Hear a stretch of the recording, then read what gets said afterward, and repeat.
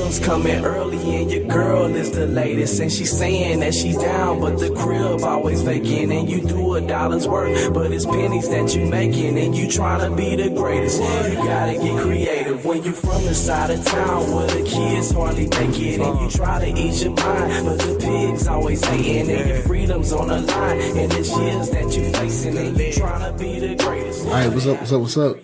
What's the Remedy Podcast, episode 9. All right, so we're on episode 9.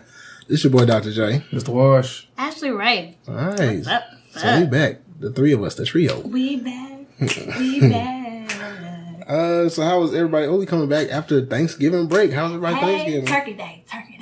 Hey. Oh. Since you singing, how was your turkey How day? was your turkey day? How many plates did I eat? Was it 1? Was it 2? It was only 2. But okay, I had fun. Family. My family did a tribute to hip hop generation. I listened to NWA. I seen that. You seen that shit? Yeah. I loved it. Yeah. I ain't never seen my cousin sing rap songs. I loved that. Weekend was awesome. Some of it. We're gonna talk about that a little later. And just family. I love them. What'd you make? You made something? I made brownies and I did broccoli and cheese casserole. Regular brownies? Regular. Oh. I'm trying to. No, I ain't trying to quit, but I ain't do that. That's what's up. Yeah, what about you, Wash? How was your Thanksgiving? Family is good, you know what I'm saying? Chill with the fam. You ate?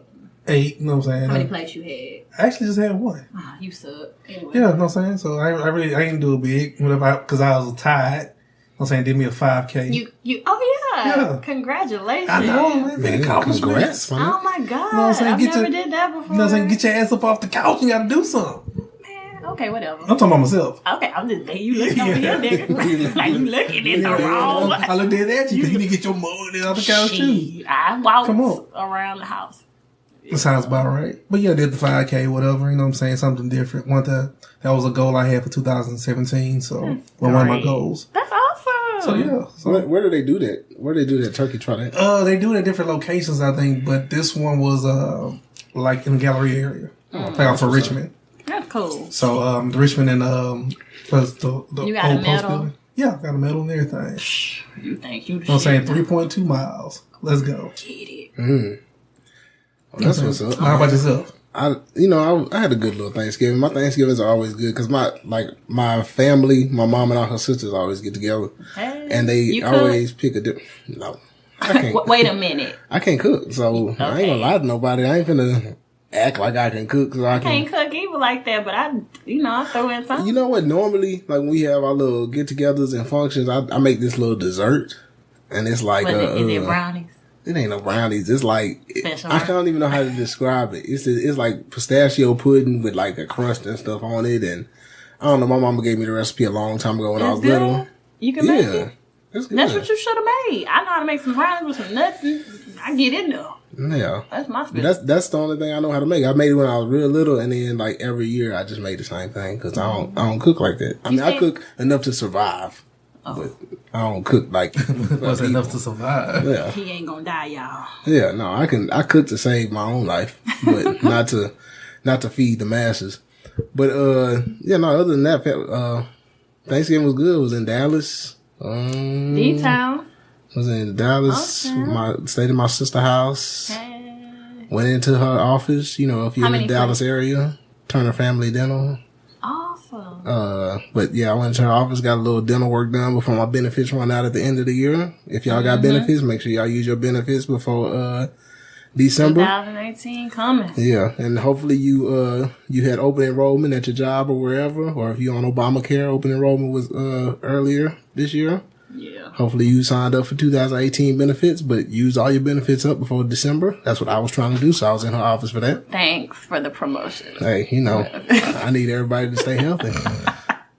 But yeah, so then I had to rush back from Dallas, and then I had a bad experience when I got back from Dallas because I tried to go out. Where'd you go? I tried to go out Friday night and going for like my girlfriend, one of her homegirls' birthdays at Mercy. So where that club at? I don't. It's off this street called St. Emmanuel, I guess. St. Emmanuel. Oh, it's like Galleria area? No, it's like downtown. St. Emmanuel is downtown? No, St. Emmanuel was off of kind of over there by Minute Maid Park. Yeah. There Downtown Minute Maid Park area. Yeah. It's over there? Yeah, it's like right across 59 from Minute Maid. Oh, it's that close? So kind of like down the street from Grooves? Yeah, not too far from Grooves. Fuck Grooves. Okay, we get to that later. We'll get to Grooves in a second. But right now we're going to talk about Mercy. Because fuck Mercy. Because, I was at Mercy. And so, mind you, I'm the type of nigga to make sure that I'm going to RSVP on Eventbrite so I can get my, free before whatever. Yup. You know what I'm saying? Pay them And so monies. I'm talking. I look on Eventbrite. Boom. I got RSVP. Bet. RSVP for 2 people. Me and my gal. RSVP that said free before 11:30. Okay. Cool. I'm like, that's straight. I'm going to get there kind of early anyway. So, make sure we get a spot and whatnot. Get there. Ain't even no line. I'm like, oh shit, this is what's up. I ain't never seen it where there ain't no line. Okay, what time you got there? 11:10. Oh, okay. You cutting it close. Yeah. But ain't no line. So it's There wasn't cool. no line. Okay. So I was like, okay, that's what I thought too. Cause I was like, we left a little later than I wanted to. But black people hold lines. Yeah, and they that's- just hold you for no That's what reason. I thought. So I was like, I want to get there early, but I had to wait for people to do makeup, all that kind of stuff. So, we got there a little bit later. But then, so I got there and there wasn't no line. So it was like 11:10. I'm like, bet. So we gonna get in. And we good. I get up to the front. The dude's like checking IDs. I'm like, man, okay, I got ID. I start taking my phone out so I can open up, my Apple Wallet, pull out my RSVP shit. And so then, dude is like, all right, it's $20.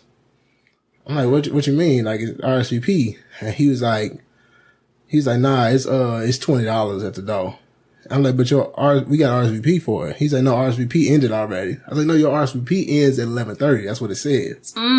He was like, nah, our RSVP ends at 11. They just forgot to change it on there. And I'm like, I'm sitting here looking at dude like, Customer's not right now.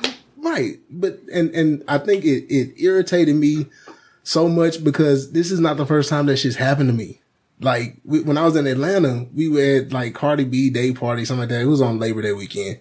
And they had like, free before 2:30 or whatever. And then we got there at 2. Yeah. And they were like, oh, well, it was supposed to end at 2. And it was at 2 when we got to the door. And he's like, oh, it was supposed to end right now. So you had to pay? No. Well, they said 20 a piece. I said no. And so he was like, man, I guess I can let y'all in for 10 a piece. And so, you know what, dog? I didn't even stand out there and argue. So I just paid the 10 a piece and got in. That was in Atlanta. But this time, he was firm on the $20 a piece. And I'm like, dog, I don't need to be here. So we left.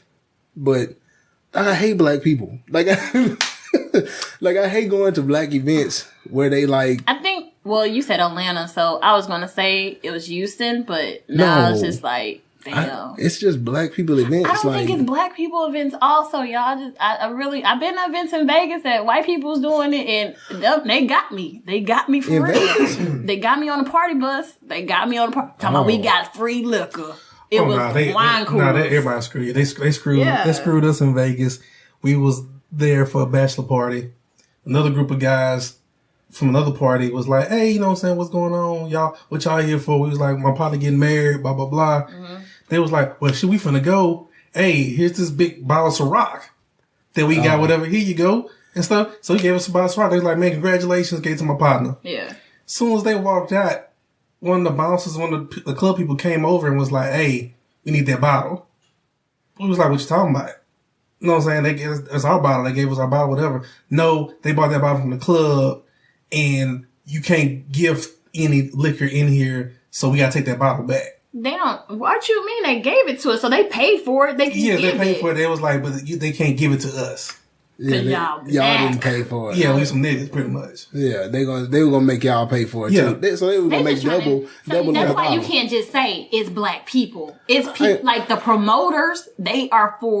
They're trying to get their money. But I'm starting to see y'all don't make enough motherfucking money. But black people shit on people. Period. We do shit on. We shit on each other. Do bad. y'all shit on people? Yeah. Y'all shut. Oh my. Because like I say, like the Vegas Black people thing, don't like each other. Like I said, the Vegas thing, they did this because we was a group of black dudes. You think it was? I think they just did it because I wasn't there. I don't know. But I was about to say they did it because of money. I was going to say try that to make too. their money. I mean, I think it's probably a mixture of both. In Vegas, in Vegas. I don't think they did it because I think it was a mixture because same kind of things happened in Austin. Just like how I'm talking about like with groups, whatever, with dress codes and stuff like that. Mm-hmm. How you go to certain clubs, whatever, in Midtown, for example, in Houston. That's racist. They racist for real. That's what I'm saying. But it's like, I've seen them turn. They let a white boy in with flip-flops. My homeboy had some J's on. Yeah, they basically said he can't come. I was like, flip-flops are dangerous. I can step on that nigga foot. We saw, and we went on 6th Street in Austin. Partner had on some J's. Mm-hmm. They told me you can't come in here. Like white boy walked in with some sandals. Yes. Like, to me, you can still shoot up the place with some flip-flops on, my nigga. Like, come on. They know that the way that they visualize it is the type of nigga that's gonna come in with J's on is gonna be a problem. A nigga that come in with flip-flops ain't gonna be no problem. Gonna be soft. That's what he think. But Grooves basically told me I couldn't come in with J's. I'm a female. They were like, "No, you can't wear J's." They told my homegirl she can't wear flip-flops, and they were bedazzled flip-flop. She had the little jewelry on there, bedazzled ones, and you can't wear that either. Mm-mm. But I went to a. Are we talking about this now? Go ahead, jump into yours. Saturday, I went to the Trap Silent Party at Grooves. Y'all, this is the worst experience I ever had in my life. This is not my first silent party I've ever went to. My homegirl was like, "Hey, you think you could wear tennis shoes?" I said, "What's a trap party?" So I'm wearing tennis shoes. I was like, I don't feel like dressing up. Like, I don't know no niggas that sell drugs, trapping, wearing suits and shit. I'm going to wear my J's and my t-shirt and some jeans. Like, I'm gonna be a little cute, but I'm gonna be comfortable because we're gonna be in there getting it. I'm thinking that shit. I went to a trap painting party. I wore Tim's. I wore J's here. She actually called an hour before we got there. It's a lot of shit that happened now. She called. The place said they opened at 9. We get there about like 9:30 because I wanted to get a seat, like somewhere to sit. Mm-hmm. We get there. I see like cars. I'm like, oh, they open. Cool. Another event going on. Double book. It's a comedy show. Oh, okay. I was wondering because it does, like you said, it say 9 on there, but then like I got a message that they changed it to 10. I didn't get a message. Oh. They changed it, and like she called an hour before to ask, "Hey, can we wear tennis shoes?" I guess she told him that she's wearing Chucks. Check this out. We get to the door. He says, "Oh, she's good. She can wear Chucks. She can't come in." I had J's on. He's pointing to me. What the fuck does Chucks and J's have to do with anything? I don't know. So basically, he said, "I can't come in." Other dude came by. He's like, "Nah, she can come in." Okay, get in there. I see 3 other women with J's. I'm like, damn, I almost couldn't get in there because of that. Yeah. They have the comedy show. They told us to wait on the side in the back of Grooves for the comedy show to end. It ends at 10. Cool. The girl came back there, was like, "Y'all can just wait right here. I'm going to give y'all a ticket for y'all headphones. I'm going to check y'all tickets." I was like thinking like, okay, my homegirls ordered drinks. Mind you, I didn't drink nothing that night. They ordered drinks. I see another couple get food. See everybody else ordering stuff. And they were like, soon as they're done in the front with the comedy show, we're going to move these tables and we're going to clean up and y'all can move over there. But I'm going to give y'all a headset. Can I see y'all ticket? Mm-hmm. So they look at our tickets, give us a ticket to get our headphones. They move some of the stuff like the comedy show in. They basically moving stuff around. We got drinks. Well, they had drinks. People eating. It's about 10:15. I hear somebody on the microphone say, "I need everybody who's not working in Grooves to leave. Exit out the doors now." I was like, what? They not talking about us. So the dude was like, "Y'all gotta..." They talking to St. Louis. You want to die? Get the fuck out. They basically, the dude was like, "Y'all gotta go."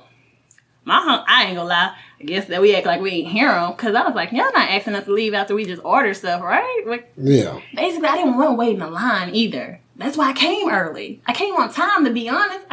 Y'all told me it started at 9. Then I heard, okay, it starts at 10. We already in here at 10:15. How can you tell us to leave? Right. So, dude, not one man. One guy was like, "I need y'all to leave." My friend was like, "I'm not about to drink all this drink. Like, we ain't about to just gulp a drink down and just leave out the door." They threw away somebody's food. A waitress comes over there and talking about, "Yeah, y'all gotta go. I was like, "Can we go outside with the drinks?" She was like, "Nah, you can't do that." Another man come over there, "I need y'all to leave." Okay, they still drinking. Let them drink their drinks and we'll leave. big black dude come over there about 6'7" feet, looking like he wants to manhandle us. He's about to. He was about to. And you know, Ashley didn't say nothing at first. I just watched because I didn't have no drinks. I'm watching from the side. Man, if I would have ordered anything in there, y'all, I think I would have been like very more upset than anything. But the black, it was just how it was black men talking to us like shit. Mm-hmm. Basically, that man was like, why they still standing there talking to other guys? Man, tell them to leave. While we standing right there. Standing there. I was like, y'all could talk to us better. That's all I said. I was like, don't talk to women like that. Man, y'all didn't just go. I heard somebody say, tell them hoes to leave. I was waiting for it. And I was like, yup, it's about to go down. I said, what you say? It was just, So I got frustrated. It was like, this is the stupidest thing to let somebody come in and then tell me to go wait outside in a line. Because when we got outside, it was basically a long-ass line out there. Yeah. Because I came on time, I have to go back outside because y'all not ready. And basically, I got called ignorant because I did basically leave. Like, I said what I had to say. I feel like it's more to that story. We left, but when I was outside, like, I heard people ain't get up in there till like 11:30, 12. 1. They were over. They sold tickets. How you hold a line? Then they want to show us a line. I seen pictures talking about, when we packed, look at this line.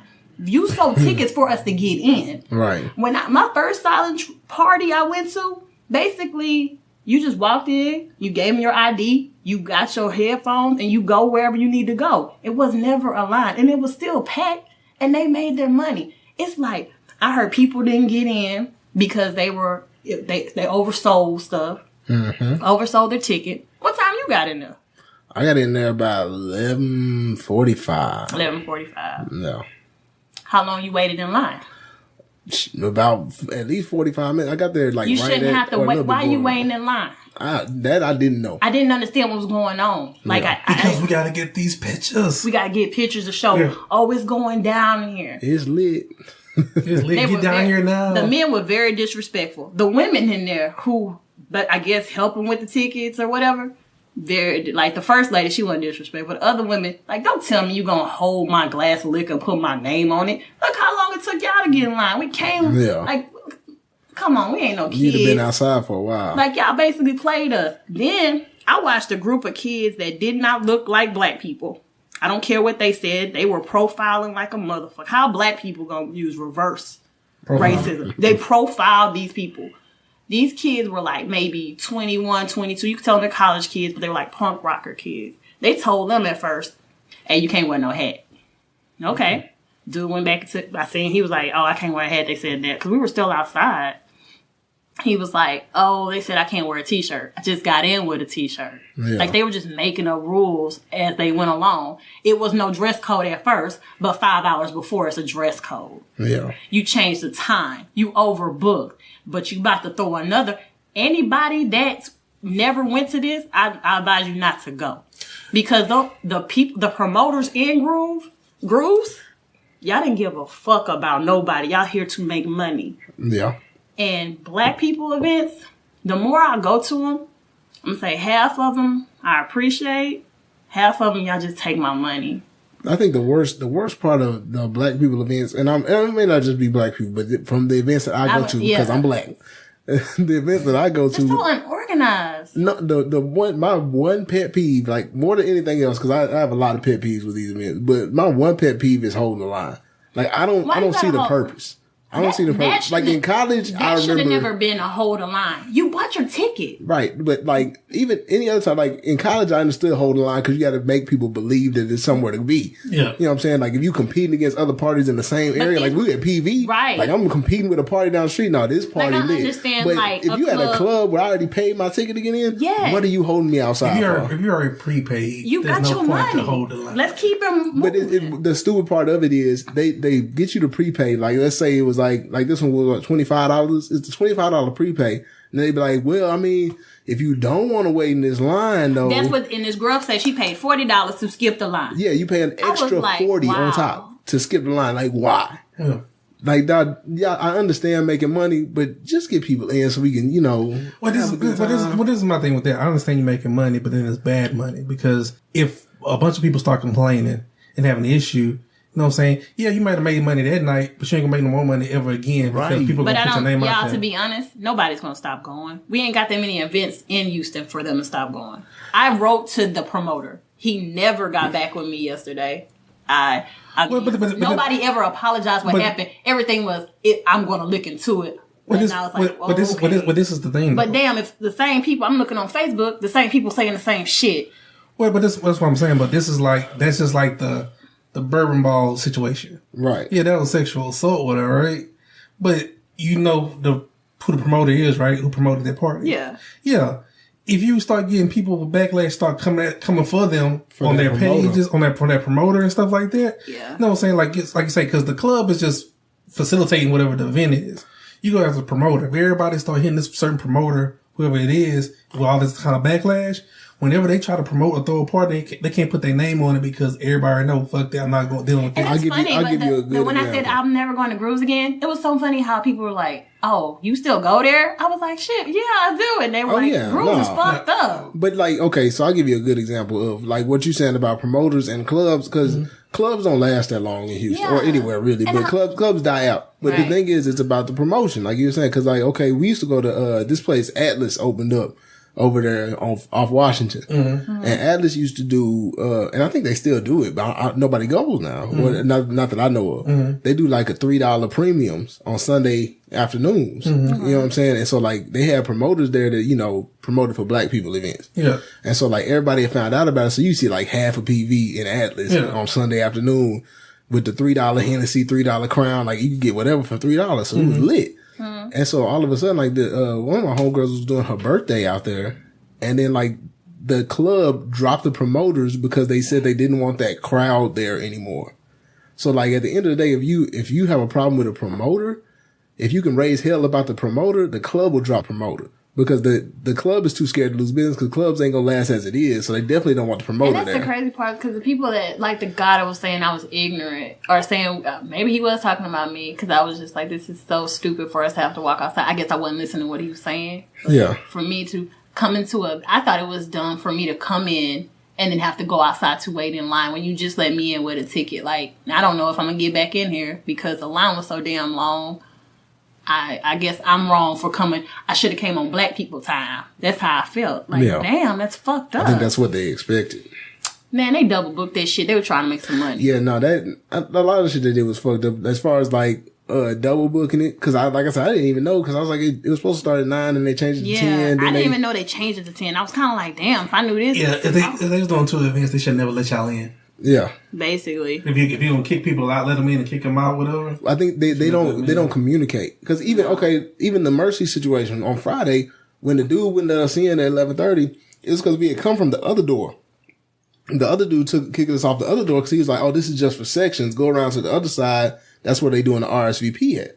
And so we went over to that side, and so like we leaving after the dude turns us away and tells us we got to pay $20.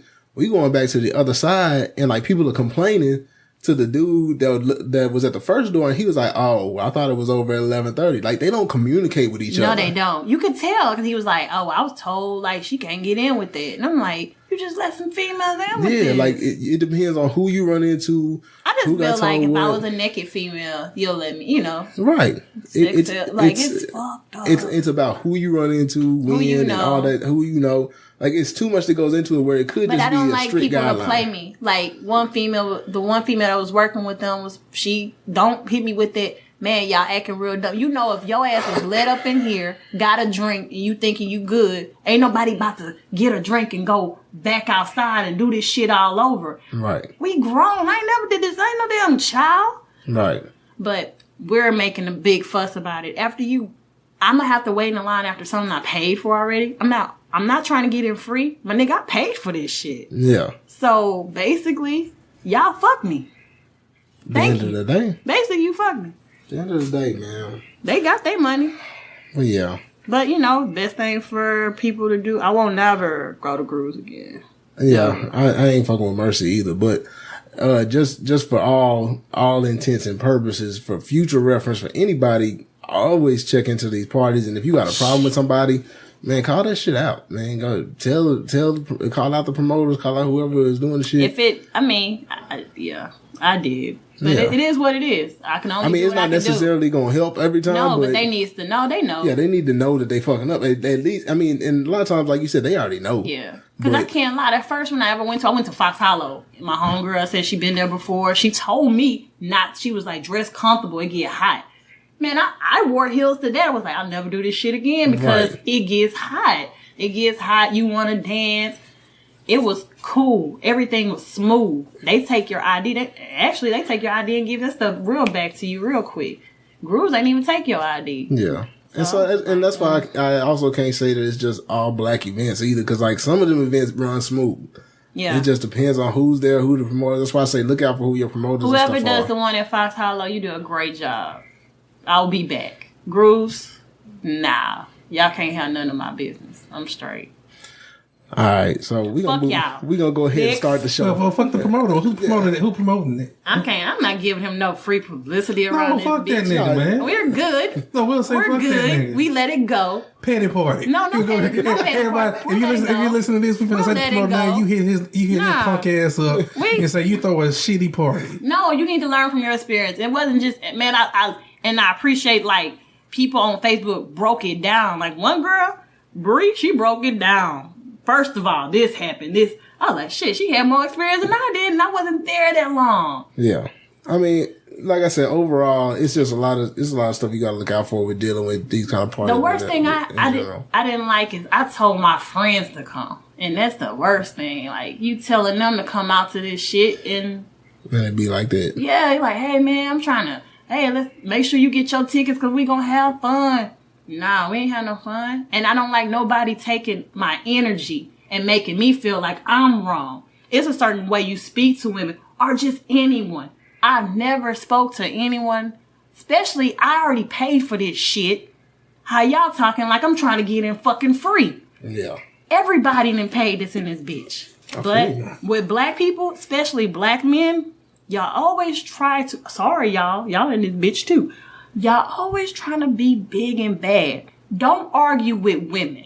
That's a bitch move. Because women always like, to me, we gonna go back and forth. I don't. I just really think a nigga might hit me. I don't go back and forth. But when you start arguing, you a bitch. And I ain't gonna say who the bitch was that was arguing with me. Say his name. No, I don't know it. You don't know it. But I found a motherfucker on Instagram. I was like, I should leave a comment. But I ain't gonna be petty. We gonna move on because we 30 minutes I'm gonna take a little break. Actually heated, so take a break. I gotta stop talking about this shit. Okay. Just a quick line about our segment. What y'all lying about? Jennifer Hudson. What's she lying about? She lied. Well, first of all, she lying on her ex. Her now ex. She lying on her. Okay, this is what happens. Okay, so Jennifer Hudson. Yeah, she admitted. So she did. Jennifer Hudson was engaged to this dude Otunda, who's like some Harvard lawyer. David Otunga. Yeah, he was some Harvard lawyer dude. He's fine though, y'all. He's a wrestler too. Well, he was a wrestler. Yeah, he's fine, man. But anyway, so she was with him they were engaged for like 10 years. And so, no, first of all, let me say this. Let me say this. They were engaged for 10 years. And the first thing everybody says is, oh, niggas be trying to draw out the engagement. They were engaged for 10 years because Jennifer Hudson said she wasn't in a rush. She didn't want to get married right away. He did. Yeah, so he wanted to get married. She said no. So they were engaged for 10 years. So mind you, 10 years ago, and this is just my own mentality being pushed into this. Mm-hmm. Jennifer Hudson was like, she was kind of big at the time, both in stature and in celebrity. She wasn't really big when she met him. She wasn't? No. That wasn't at the time, like right after Dreamgirls time? I mean, yeah, because Dreamgirls. But she wasn't that big, y'all. She wasn't big. I mean, she wasn't huge. Like she wasn't big. But she wasn't like skinny like she was now. No. She was Jill Scottish. Yeah, okay, what they got to do about it anyway? Anyway, so like within this 10 years. Also, David Otunga, also known as Punk on I Love New York. Yeah. Yeah. He fine. Did I say that? Yeah, let y'all niggas know. Anyway. But anyway, so like, they've been together for a long time. So through her whole transition, he was there is my point. That was all I was bringing it up for. Like through that whole transition, all that stuff. Like, so as long as he's with her through the fat days, it's everything. Cool, like no, I didn't say it was cool, but let's look at it this way. So he was with her all this time. He really wants to get married. He's ready to get married to her from the jump. And she's like, nah, I'm good. You know, we can wait, blah, blah, blah. Mind you, she fuck around and while they engaged, fuck with Molly Music, who is like a gospel artist that's kind of going secular. He has a song with Jasmine Sullivan out now. He got he has like a couple of gospel albums too. He's all right. Yeah. So anyway, so while she over here making music with him, she fucking him. And she's still engaged to old dude. Okay, so after that. How y'all know? She admitted to all this. So after that. Yes, because she was she's in the custody battle with yeah, her. And so. You deny. When this shit happens, she puts a order of protection against him. Because then he tried to take. The child. Yeah. But it's his child. You can't take your child everywhere without me knowing. She admitted that was false. Right, but she made it up. She made it up. She gonna lose her child. She did. She lost it today. So she lost the custody battle because she made up the whole order of protection thing. She cheated on the dude, and he stuck with her through all of this. And he won his custody battle today. Time out. Y'all want me to feel bad because y'all do this shit all the time. But he not y'all though. You know what I'm saying? Like he is not all black men in general. I don't give a shit.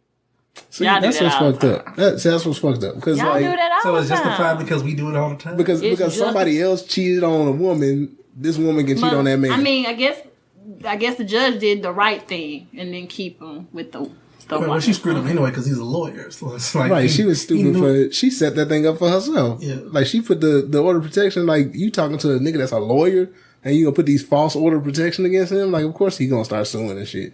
When he has been the primary caretaker for this child. I always wondered about her and him because I was like, why they not married yet? Because she out.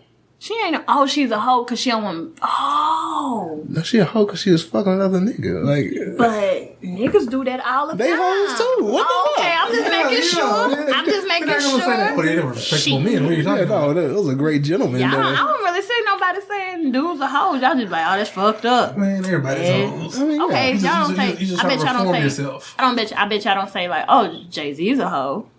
He was a hoe for that time, yeah. He was a hoe for cheating on Beyonce? Yeah, because he's a real hoe. I never heard nobody say that.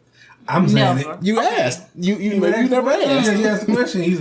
Everybody just went about their day. And then females start being like, oh, Beyonce got cheated. I mean, men just cheat. That's life. I don't believe this shit. I was just like, man, that motherfucker cheated. I mean, he is a hoe. And he even admitted, like, he wasn't just like a hoe just fuck with one person. He fucked with a bunch of people at the time. So, he was a real hoe. I think like that one boy that they keep showing. It looked just like him. That motherfucker looked just like him. I don't know. But I don't know. I don't think she's a hoe. She probably just going through some things. I think she wanted to have a hoe phase. I feel like she was ready to have a hoe phase. But she admitted she said on Ellen, she was like, they asked her about her engagement. She was like, oh, no, I'm saying he's good. He ain't going nowhere. Yeah, she said he ain't going nowhere. Yeah, that's what she said before all this shit happened. And like you said, niggas say that all the time. Yeah. That's the exact excuse niggas use. Yeah, and she doing what niggas do, but I don't make it right. Yeah. It doesn't, but I mean, shit. So you can't. Like, hell. So if you don't feel bad for him, then we can't feel bad for no women that get cheated on either. I don't feel bad for him. So we don't feel bad for no women to get cheated on either. Yeah, I don't. You shouldn't either, is what I'm saying. I do feel bad for some women. Some. Not the rest of them. Some. So why you don't feel bad for him? He didn't do shit wrong. But you don't How feel you bad know? for him. How you know? We don't know what he did wrong. So now he might have potentially done something wrong? He might. We're moving on. Yeah. So he might. All right, last thing that I'm going to touch on. We gonna get out of this. He'll get over it. Somebody want him. Look, Jennifer don't want you, boo. Shorty, no, you know what? My way. He gonna be all right because he could down this nigga. So you gonna talk about come over this one? Nah, I'm good. He ain't my type. Nah, somebody need to scoop him up. He finna get that good child support money. Man, he got a child. I'm straight. Nigga, that's good child support money. Them dream girl royalties. All them dream girl. I'd be like, they should have got married. Got me some alimony. I get all of that. That's why she wanted to get married. Yeah. I'd have got me some alimony. After she came out and said on numerous occasions that he's the reason why she's still alive. Right. Today. He saved her life. I still don't feel sorry for him. Okay, next subject. All right. We not I don't never feel sorry for no man getting cheated on. It's life. What? Next. I don't feel sorry for men getting cheated on. Y'all been cheating on us forever. It's not a y'all thing, though. It's a y'all. Like it's an individual decision. Show me a man that don't cheat. What the hell? What the hell? What the hell was that about? I'm going through some shit.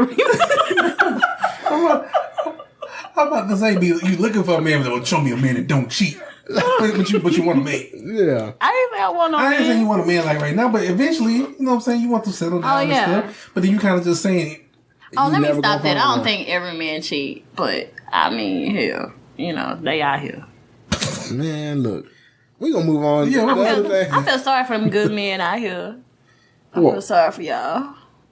For good men? Yeah, I feel sorry. So there is good men? Yeah, there are. Okay. I meet some. We reached that conclusion. We good. We good. We just gonna leave it there. Oh, it is some good men. Shout out to the good men out there. I don't really fuck with y'all, but y'all good. You don't fuck with good. That's your problem. I know. We working on it. Yeah, that's not what you want. This is what I want. And what you need. That's not what you want. I'm not even focused on that shit right now. Good. Get that money. I'm not. I mean, yeah, money cool, but I'm just focused on energy and be straight. Positivity. I'm not right. Just being happy, and I ain't really focused on being like that. What y'all focus on? Y'all watch and this is off subject. Well, kind of off subject, but did y'all watch the She's Gotta Have It on Netflix? Oh no, I haven't my watched it. homegirl said it's awesome. It's good. Yeah, it's good. Really you good. Watched it? Mm-hmm. Wait, have y'all watched the movie? Yeah. Yeah, a long time. It's been a long time. I liked her. Yeah. Well, the original? Yeah. Mellow Darling? Was also what? The chick on New Jack City? Yeah. Yeah. Yeah. You like her, huh? Yeah. Whatever. Anyway. She Gotta Have It was good because it showed like the different, like each person was their own individual person. She liked them for their... Yeah, and that's how the show is right too. now. That's why I feel like I should have like 3 husbands because I'm never going to have that one man that's going to hold me. I should have like 3. Good luck. That's how I feel right now. But tomorrow it's going to be different. Yeah, your mind change all the time. Right. All right, so one of the other things I saw on Twitter, in the Twitter sphere, was this dude, NBA YoungBoy. And really I wouldn't normally talk about this shit because like it's stupid and there's young rappers that I don't care about. But he got his chain snatched, and it's like, first of all, it's like a chain snatching epidemic out here with your boy. We'll talk about that in sports. But like they snatched the boy's chain off of one of his homeboys. They had a video of it. And so like he was at a concert, he was, and he had given his chain to one of his homeboys or whatever, so his homeboy was wearing it. So some niggas at the concert came up and snatched the chain off of him. So he gave his chain to his homeboy to wear at the concert, and then somebody snatched it off of his homeboy neck. Oh, that's fucked up. Yeah, and so like everybody been talking shit. Like the dude posted a snap and it went viral of him wearing NBA YoungBoy's chain, got his name on it, all that kind of stuff. And so like he's really stupid. Yeah, it's really dumb. What song does he do? I have no idea. NBA Young Boy. Yeah, and the NBA stands for like Never Broke Again or something like that. Yeah, because in the video he was talking about he had a whole bunch of money in his hand. Yeah, he had a whole bunch. And so he posted a video. Now this is the reason I want to talk about it. It's because he posted a video after that with a whole bunch of money in his hand while he riding in the car and shit. And he talking about all y'all niggas talking about that y'all took the chain off me. Ain't nobody ever snatched nothing off me. Blah blah blah. He said, it was this nigga. He turned the camera to his homeboy, put his homeboy on camera. He's like, it was this nigga that was wearing the chain. This the nigga y'all snatched the chain off of. Ain't nobody snatched nothing off of me. His homeboy's looking that stupid, huh? His homeboy like, man, take the camera off me, take the camera off me. I'm like, dog, the reason I want to talk about that is because, dog, like, what's wrong with young people, man? That's them young niggas, them 90s babies, man. All y'all some snitching ass niggas. Like my issue with it is like if somebody does something to my homeboy, that's a problem for me. Basically, that makes you look weak. That's right. You wrong with this nigga. My crew. Basically, like you ain't gonna be like, oh man, I mean, y'all niggas might have beat that nigga ass, but he ain't hit me. He ain't hit me. Y'all got jumped. Yeah, like y'all got jumped. What y'all gonna do? Nah, he ain't snatched my chain. He ain't snatched the chain on me. He snatched on him. Camera rolls still. Yeah, like, dog, y'all ain't got no loyalty. No loyalty, no nuts, no nothing. Like, what's wrong with young people, dog? Opportunists. Yeah. They don't care about shit but attention. They don't care about their friends. Oh my God. They don't care about their family. They don't care about shit but attention. Yeah. You can be a real person in their face and they'll give a shit about you, but that person they never met. They would kill somebody for that like. They're more about their likes than the nigga, the actual nigga in the car with you. You don't give a fuck about. Yeah. But the niggas on the internet, I gotta impress. Yeah. I can't Something stand is definitely wrong with that, but it's the new, the social media. Well, because it shows that you can do anything stupid or crazy and get rich. Right. So you will go to the extremes to show out for people that you will never meet in your life. Because they paying your bills. Yeah. All them likes are paying your bills, and that's all you care about is them likes. If they stop monetizing likes and views and stuff like that, People wouldn't know how to do. They wouldn't know how to act because people be so broke. Do you not know? I know girls that be like, I gotta take this picture down because I only got 12 likes. Ooh, I knew somebody like that. I'd be like, really? I don't give a shit. And then repost it like maybe the next same day. picture? Yeah, the exact same picture. Like they'll take it down, wait like a day or so, and post it again. Because they be like, I might post it at the wrong hour. I posted it at the wrong time. So let me repost it in peak hours, peak traffic time. Yeah, so everybody can be up and see my. You got to hit it in like right at about 5 o'clock when people are getting off of work and they scrolling their Instagram. Like, and this was back, because Instagram different now. Yeah. Because back in the day, Instagram you had to come up within the past like few minutes if you followed a lot of people because it was in chronological order. Now that thing, I don't like how I just be showing shit from 2 days ago. Yeah, so you gonna get likes regardless now. Yeah, it's like I'll be looking at this shit like, what the fuck? But back then you had to time it to where like you would hope to get on everybody's timeline while they were scrolling. So like people would post a picture. Or they go to your page. Like I go to people's Or you pages. go to and like, oh, that's cute. Okay. Yeah. And these damn filters now. Oh, y'all love them? I hate them. It depends. Yeah, off and on. Well, I'm not saying I hate them because I get it, whatever. You scared that girl don't look like that? But no, it's I'm scared them hoes don't look like that. No, I actually seen when somebody or female actually said that, I had to take a picture of my regular self today because I forgot how I look with all these filters. Yeah. And somebody was like, you gotta look at yourself before you even put the filter on there to look at yourself. So, right. But that's how some people see themselves. Some people see themselves with a damn flower crown around their head. Oh, the thought band. That's what I call it. Well, thought band. Put my thought band on. I put my thought band on. I love the thought band. That filter is very helpful for people, though. Yeah, yes, because it helps cover up them edges. Because it does that, and then like makes their eyes look different. Whatever, yeah, it gives you like some stuff. Give me a little lash sometimes. Yeah, so check me out. Give me some high cheekbones, and depends how I'm feeling that day. Catfishing. Yeah, I don't give a shit. Like that picture. People see you in person, they be like, what happened this? to you? Where them lashes at? why your lashes get so short? Where that bear nose at? Where that little... Hey, it's just sad. The ears on your head. Some people look better as a damn animal than they do as regular people. Yeah, that dog filter be helping a lot of people, But it's sad when dudes are using filters like I don't goddamn know. Like, it's a filter on there that slim your face down. Mm-hmm. Yeah, you didn't know that shit, huh? Women use it all the time. It just kind of blurs you and like, so it kind of slims. So it takes like all your like marks off your face. Blemishes off your face. Wow. And I know niggas that's doing it. I just don't say nothing. Wow. I know you out there and I see you. I'm putting you on notice. Hey, the game rough. You gotta do what you gotta do. I know everybody can't fish everybody, man. Hey, you gotta do what you gotta do. I got a problem with dudes taking selfies anyway. Oh, my homegirl said she went on a date with a dude that was taking selfies at the table. Oh, God. Dating in 2000. If you ain't chose now, cuffing season ain't for you. I ain't chose. That's what I'm saying. The game cold out here. You got to do what you got to do. Y'all stay with who y'all with. Hey, use whatever filters you got to use out there, people. Do what you got to do. Man, I don't get too many likes with it. I don't. You like the thought band? I say it's helpful for people. Like, I mean, because some people need it. You know what I'm saying? Like, do you use it? I don't use filters at all. I have pictures with filters, but it's not me that's taking them. It's your girlfriend? Yeah. Like, I don't. I think that's cute. Like, I like dudes that play with me like that. Like, I don't think that's gay. Yeah. But they be like, don't put this shit on there. But they're my niggas. They you know. No, but I'm saying, like, yeah, if it's your dude and it's on your Snapchat or something like that, and you doing that, then that's cool. That's fine. Right. But when it's on his, and ain't no woman in sight, no woman voice, so he just by himself at the house. That nigga in his room. Who does that? It be dude? Let me check my Snap and make sure I ain't following no nigga do that. It's niggas that do that. You got a couple. A couple over there slim down. Niggas want to take the filter. I already know, as long as you ain't doing the animal stuff. So they got rabbit ears right now. I got the dog face. Yeah. But the thing is, you can't, like, as a dude, other than like the face slimming picture, the face slimming filter, all the rest of the filters put lashes on you. So, like, you can tell that they for women. Yeah. All of them put lashes on you. So, it's like, you can't be using these filters without just being like, so cool, though, y'all. For y'all, yeah. But anyway, we're gonna move on to the check yourself segment because it kind of blends in with the Twitter stuff because a lot of stuff that came up on Twitter this week had to do with blackness. And since we sitting here are black, I figured we can talk about it. So I'm only 76% black. I hate black pepper. I hate your gums because they black. The back of Forrest Whitaker's neck. Ooh. All right, so anyway. I hate black keys. So a couple things. Hate y'all black ass promoters.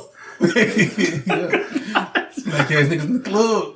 Talking about free before 9. You motherfuckers better take this RSVP next time. All right, so here we go. So a couple things that came up about being black. For one, and I'm just gonna name all of them. We can talk about them separately. Okay. But I'm gonna name all of them. First of all, your boy Dan the Man with Is he Not black? black. He not black. He's not black. He's Creole. He's not black. That's still black. He's not Creole though. But He's 5%. he's not even. I don't even think he's 5%. But anyway, we will get to it.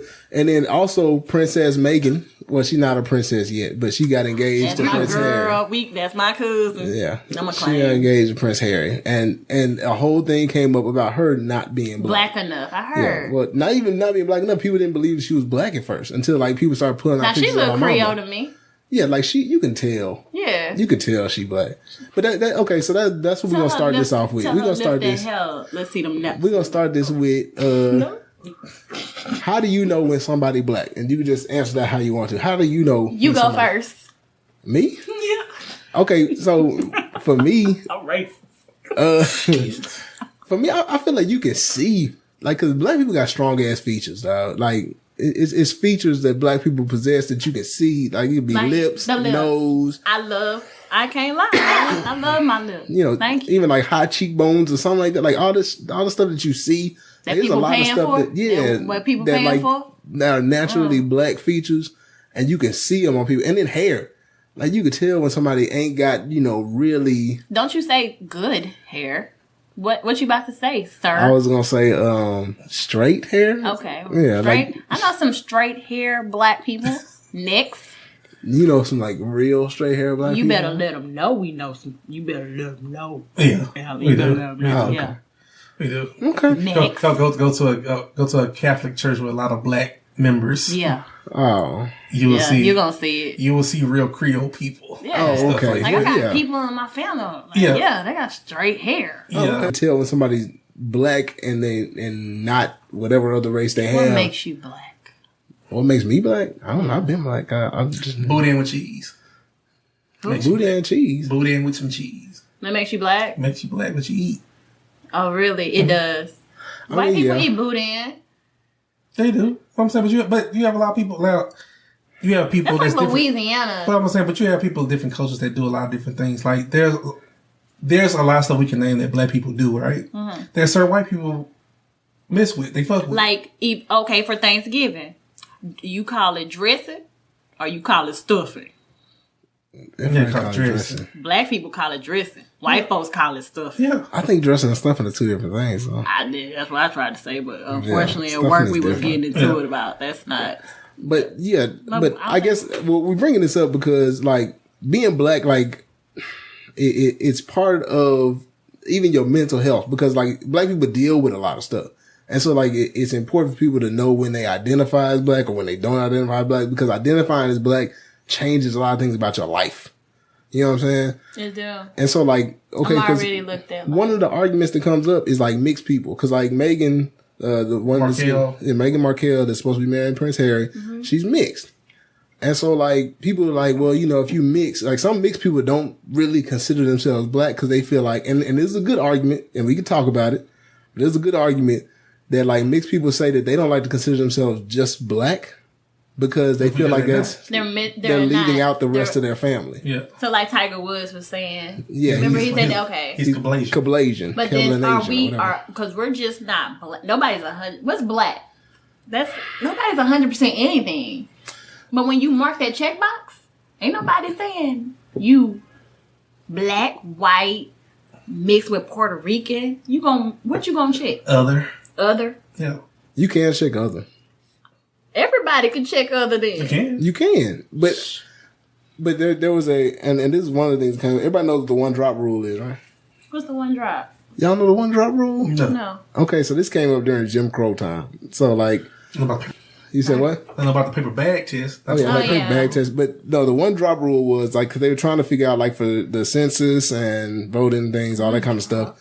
They were trying to figure out like how do you determine who's black? Because like you got people that have like a black great grandfather, but then everybody else in the family is white, or like the person that has like that, they had the white slave master type person that got a black woman pregnant, so they had like a mulatto kid. Then that mulatto kid ended up passing for white, so everybody else in the family is white. Yeah. So like they're like 1/8 black because like there's one black ancestor. Mm-hmm. So like they developed this rule called the one drop rule that if you can go back at least 3 generations and there's a black person at least 3 generations black, then you are considered black. Period. Oh, okay. I have heard about this. Yeah. So like if you can go 3 generations back in your family, and somebody in that generation is black, then you're black. So, can we do that as black people? Because I can say I'm white. No, and it was only, and that's why I said it came up during like the Jim Crow era because they were trying to identify blacks. They wanted to know who was black, and they wanted to have a concrete definition. They don't want to be fooled anymore. Yeah, they want to have a concrete, and they had the whole 3/5 rule and all that kind of stuff. So, like, and 3/5 comes from like when they did voting, black people only counted as 3/5 of a person rather than a whole person. You never heard of that? Yeah. No. Yeah, that's in history. That was for like getting delegates for elections. So like they count the number of people in the population to get the delegates. Great, huh? Yeah. So instead of counting black people as a whole person, they're like, well, they're like 3/5 of a person. So damn, you ain't even a whole person. And that's the whole point, like with slavery and how they treated us, whatever. Like we're animals, right? They're not even a person. So they needed to know who was black and who wasn't. So they were like, if you can go back 3 generations and you got any black in you, you black, and you need to be over here with the black people. So does the becoming princess, she consider herself black? She considers herself black. And that was the argument. The argument was I like that already. People were like, oh, well, she don't claim blackness, but she does. Like, they went back and found like tweets from like 2014 where like somebody was trying to tell her that she wasn't black, and she was like, well, my mama would beg to differ. You know what I'm saying? That's how she responded. And then they found pictures of her mom. Yeah, I seen and of course, her mom is black. She got dreads, all that kind of stuff. Like, which is like, just like a lot of people did with it. Just like, what's her name's daughter? Quincy Jones' daughter. Yeah, that's the other person I think of. Yeah, because Rashida Jones. Rashida Jones. What's she look like? She's white. She was on Parks and Rec. If you ever watched that. She was on The Office. She was on a lot of she was on a lot of white people shows. Yeah, she looks white. Because she looks white. She has another show that with Tribeca, Andy and Tribeca that's on TV now. I think I know who y'all talking about. Yeah, but she Quincy Jones' daughter. How many daughters he got? Because it's another. He got a couple of ones. I thought so. Okay. But yeah, she's very, and this is one of the things they call like white passing. Because back in the day, back in the day there was white passing. Like the movie, y'all heard the movie Imitation of Life? Yeah. So the Imitation of Life movie is like about that girl that is white passing. Way back in the day, it's a black and white movie, and her mother was black. Yes, that was a good movie. Okay, and so like, but that's the thing that comes up a lot in this conversation because all these people are white passing. They look white. She black? That's not Quincy Jones' daughter. Yeah, Rashida Jones is black. Yeah, she's Quincy Jones' daughter. I should have known she was black. No, she can't. No, yeah, no. Let me see that. No.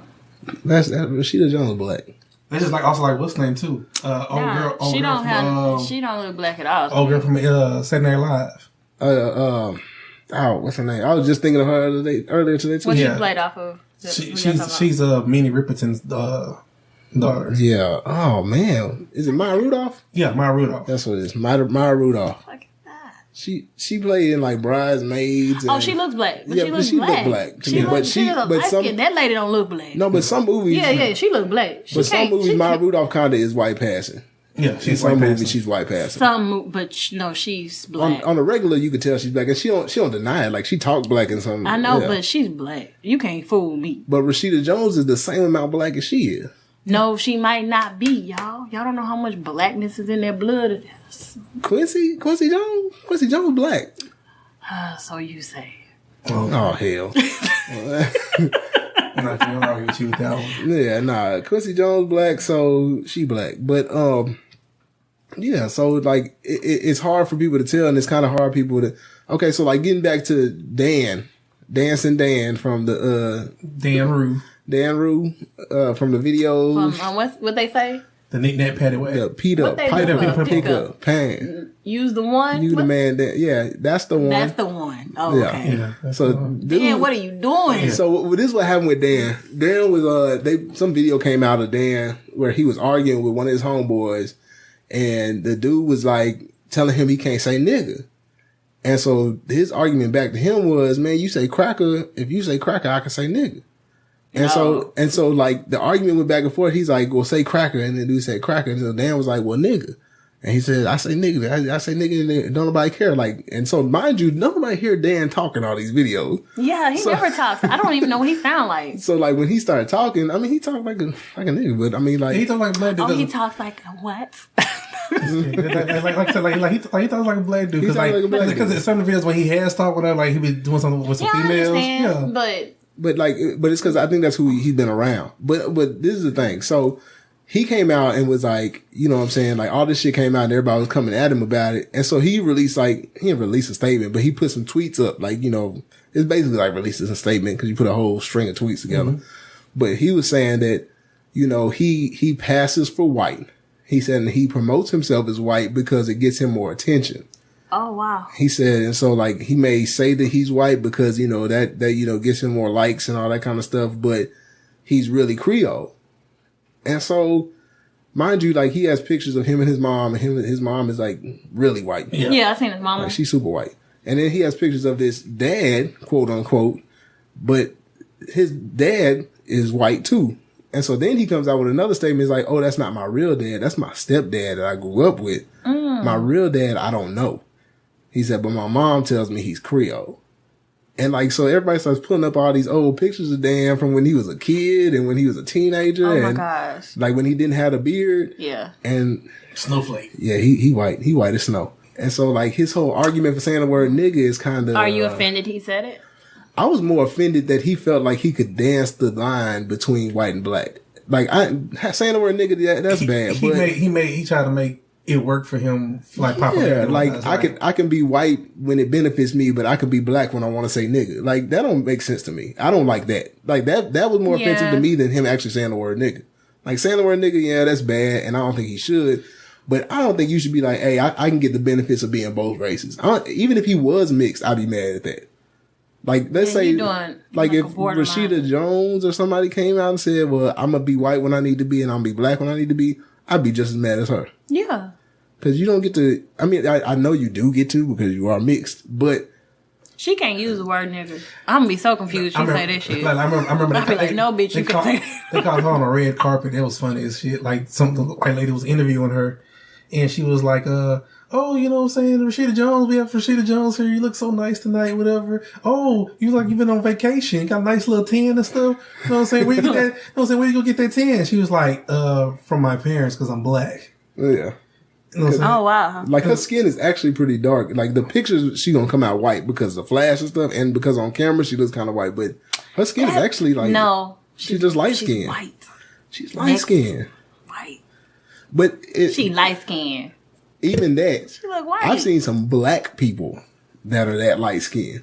Yeah, you ain't. Yeah, like really fair skinned black people. They even like, well, they probably mix down the line, but like they not like half white and half black. They like black. Like both their parents black. They just came out fair skinned. So yeah, there's some white passing black people. So how do you determine that? Hey, they not black enough to say the word nigga. How do you make that determination? You shouldn't. Well, I was always told you shouldn't say the word nigga. You shouldn't say it no way. Yeah, I get told that a lot. My homeboy don't like me saying nigga, so I say I try not to say the word nigga, but I keep saying the word nigga. Maybe you shouldn't say it like that.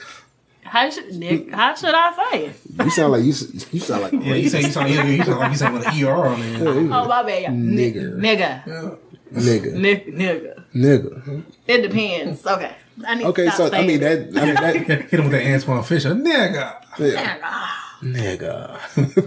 No, that's a whole nother conversation. The word nigga is a whole nother conversation. Okay, so not even saying the word nigga. Like, how do you determine if somebody is black enough to claim being black? It's no determination. So no matter what, they can claim being black. Oh my gosh. So she really claims she black. Like No, she is black. Well, no, but this is my thing. I'm still tripping over here. Like she ain't black. I know this lady. But that's the argument right there. Is black being black your color? Is being black a feeling? Is being black Is it cultural? I'm saying cultural thing. What is being black? Black is a color. Black's a color? Our culture thing. It's a cultural thing, I feel like. But some white people grow up in the same kind of situation. And that's where that's where I was gonna go with the Dan argument. Cause like Dan acts like he grew up in the culture. Yeah. But we've determined that Dan is actually white. Yeah. But he grew up in the culture. Is it okay cause this is just because his parents are white, he probably grew up with black kids. So it's not cultural appropriation. Him dancing to bounce music and that's his culture. Yeah, that's his culture. Okay, so it don't matter that he's white. Cause he can dance way better than some of these niggas. But that's where the line gets blurred or whatever. Because people try to justify and they try to put people in boxes, but you really can't. Because like you say, if you try to be like, oh, well, being black is a cultural thing.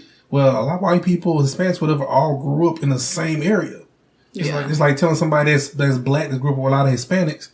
Oh, you ain't Hispanic, whatever case may be, blah, blah, blah. Yeah. That's all you kind of know growing up or who embraced you. True. And being black is like a problem anywhere because even like black Hispanics have a hard time. Yeah. Oh my God. Yeah. If you're a dark, like Cuban or Puerto Rican, whatever, Dominican, they don't want they talk be, about you. Yeah. They don't. Yeah. You poor and you this and that. They kick them out to the ghettos and the slums.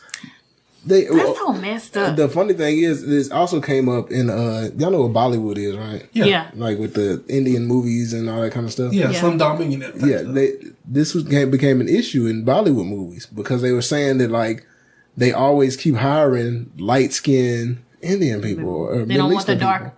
They don't want darker ones in the movies. It's something about the darker your skin is, people don't want you. Like it's. And I noticed that. I've had friends say, I do not want a dark-skinned baby. And I wish you would. I don't care what color my child is. But your baby gonna be light-skinned probably. No. What the... if my baby's dark-skinned, you gonna treat my baby different? No, I'm just saying you light-skinned. I'm just saying. Put him in jail. What? School to prison pipeline. What you talking about my child for? Wait, put that stamp on. What? Who y'all talking about? Just talking to we just talking. All right. We just talking. But yeah, no, like colorism is a problem. Colorism is a whole other issue, but that's a whole other issue. And I got a problem with y'all black men with that shit. Because it's been bred into people from day one. Yeah. Right. It's something that we've known and we know that there's something different. Even it comes up even in this, like with the Meghan Markle thing. Like people don't want to accept her because she look white. Mm. Like everybody knows that she's black. Like one question. What? How she get him? Cause man, I really want me a redhead white man. Like what y'all call gingers? Okay. Hey, that's racist. But we ain't start that. I know. I feel like they started it. Yeah, they started talking about gingers. They have no soul. Hey, look, I've been noticing. I'm starting to like little whitehead. Oh, that's messed up. Okay, no, take that out. No, but like how she get him? Yeah, I don't know. They met. Where did they meet at? I don't know, club, something like that. No, that was the other ones that just got married and met in the club. Who? I like him though. I ain't gonna lie. I've always liked Harry. Other Prince William. I feel like it was. He the other one bowed, but this one here. Well, they both broke the mold because like his Prince William's wife was just an ordinary American yeah, she's woman. pretty though. She wasn't royalty. Yeah, she was royalty, but he was just like my average with her. Yeah. Like he said, Prince Harry said about the what's name. He's like, how you knew she was the one? He was like, when I first saw her. Oh man, that's precious. Yeah, that's real. I hope my husband say that, but most likely he gonna be like, she kind of grew on me. Whatever. I love him. Hey, he's still there. Yeah, as long as he's still there, you good. Can't wait. But yeah, so like I just feel like I don't know. That's a whole nother issue with like interracial couples. You know what I'm saying? Like okay. Oh, nah, I ain't gonna talk about that. No, but I'm saying like I just think it's an issue that we don't even have to discuss whatever because people try to justify different things. That goes back to the Rachel Donzel situation. Yeah, you know what I'm saying? Yeah. She out there. She want to be called black and all this other stuff. I thought that was okay. Yeah, and black people crucified her. I'm like, she's actually helping y'all. She's part of the NCAA. She knew how to braid. I was like, man, what the hell? I get what people will say. I get the argument, whatever. Yeah.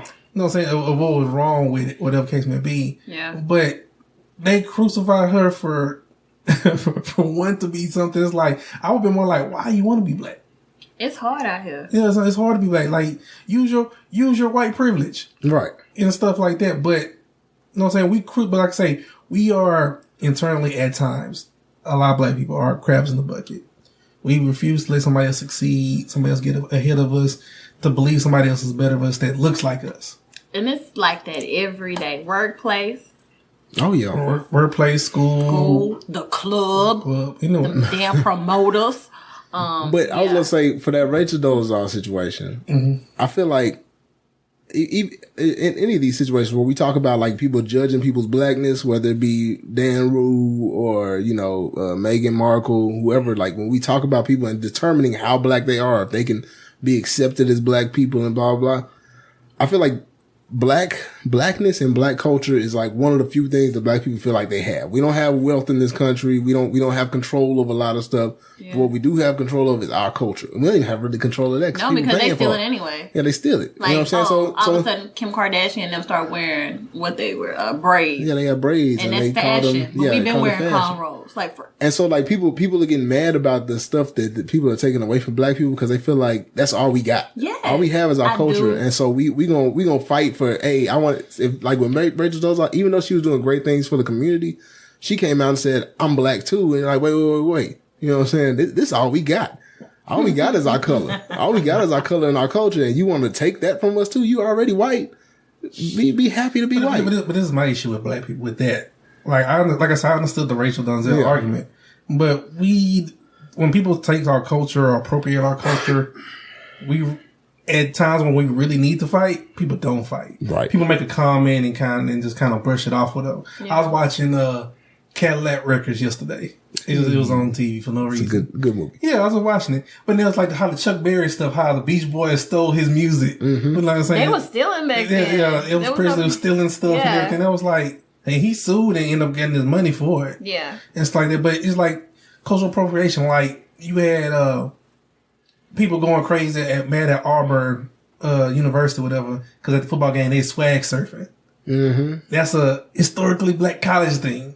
It's like that. It's like, well, that's our culture. That's us, blah, blah, blah. And now they doing it on a bigger scale. And it's like, oh, people talking about it. Oh, that was cool. Or like twerking men. Like, we've been twerking. But Miley Cyrus did it. And now they think she came up with it. Yeah, Miley Cyrus thing. She started. Come on now. We've been doing it. They were like, thanks to Miley Cyrus, we have twerking and like aerobics classes and stuff like that. We've been twerking. Like Miley Cyrus twerking? I've been twerking since the Tootsie Roll. Come on now. But like you said, I think the issue is with just all of this about knowing who's black and who's not black. We just want something that we can hold on to and we can claim. I think, and so we feel like we can claim. But we're never going to have something we can hold on to. Everything has been stolen from us until we take control of. Like we don't have control of our own culture. No, that's half true. Everything was stolen from us. Some of that stuff we gave away. Yeah, half stuff was stole. The other half we sold. Yeah, we sold it to people and for low prices because we sell it to them for the low. Be like, oh, y'all want to use this that we made up? Go ahead, just give me $1 million. Then they make $1 billion off of it.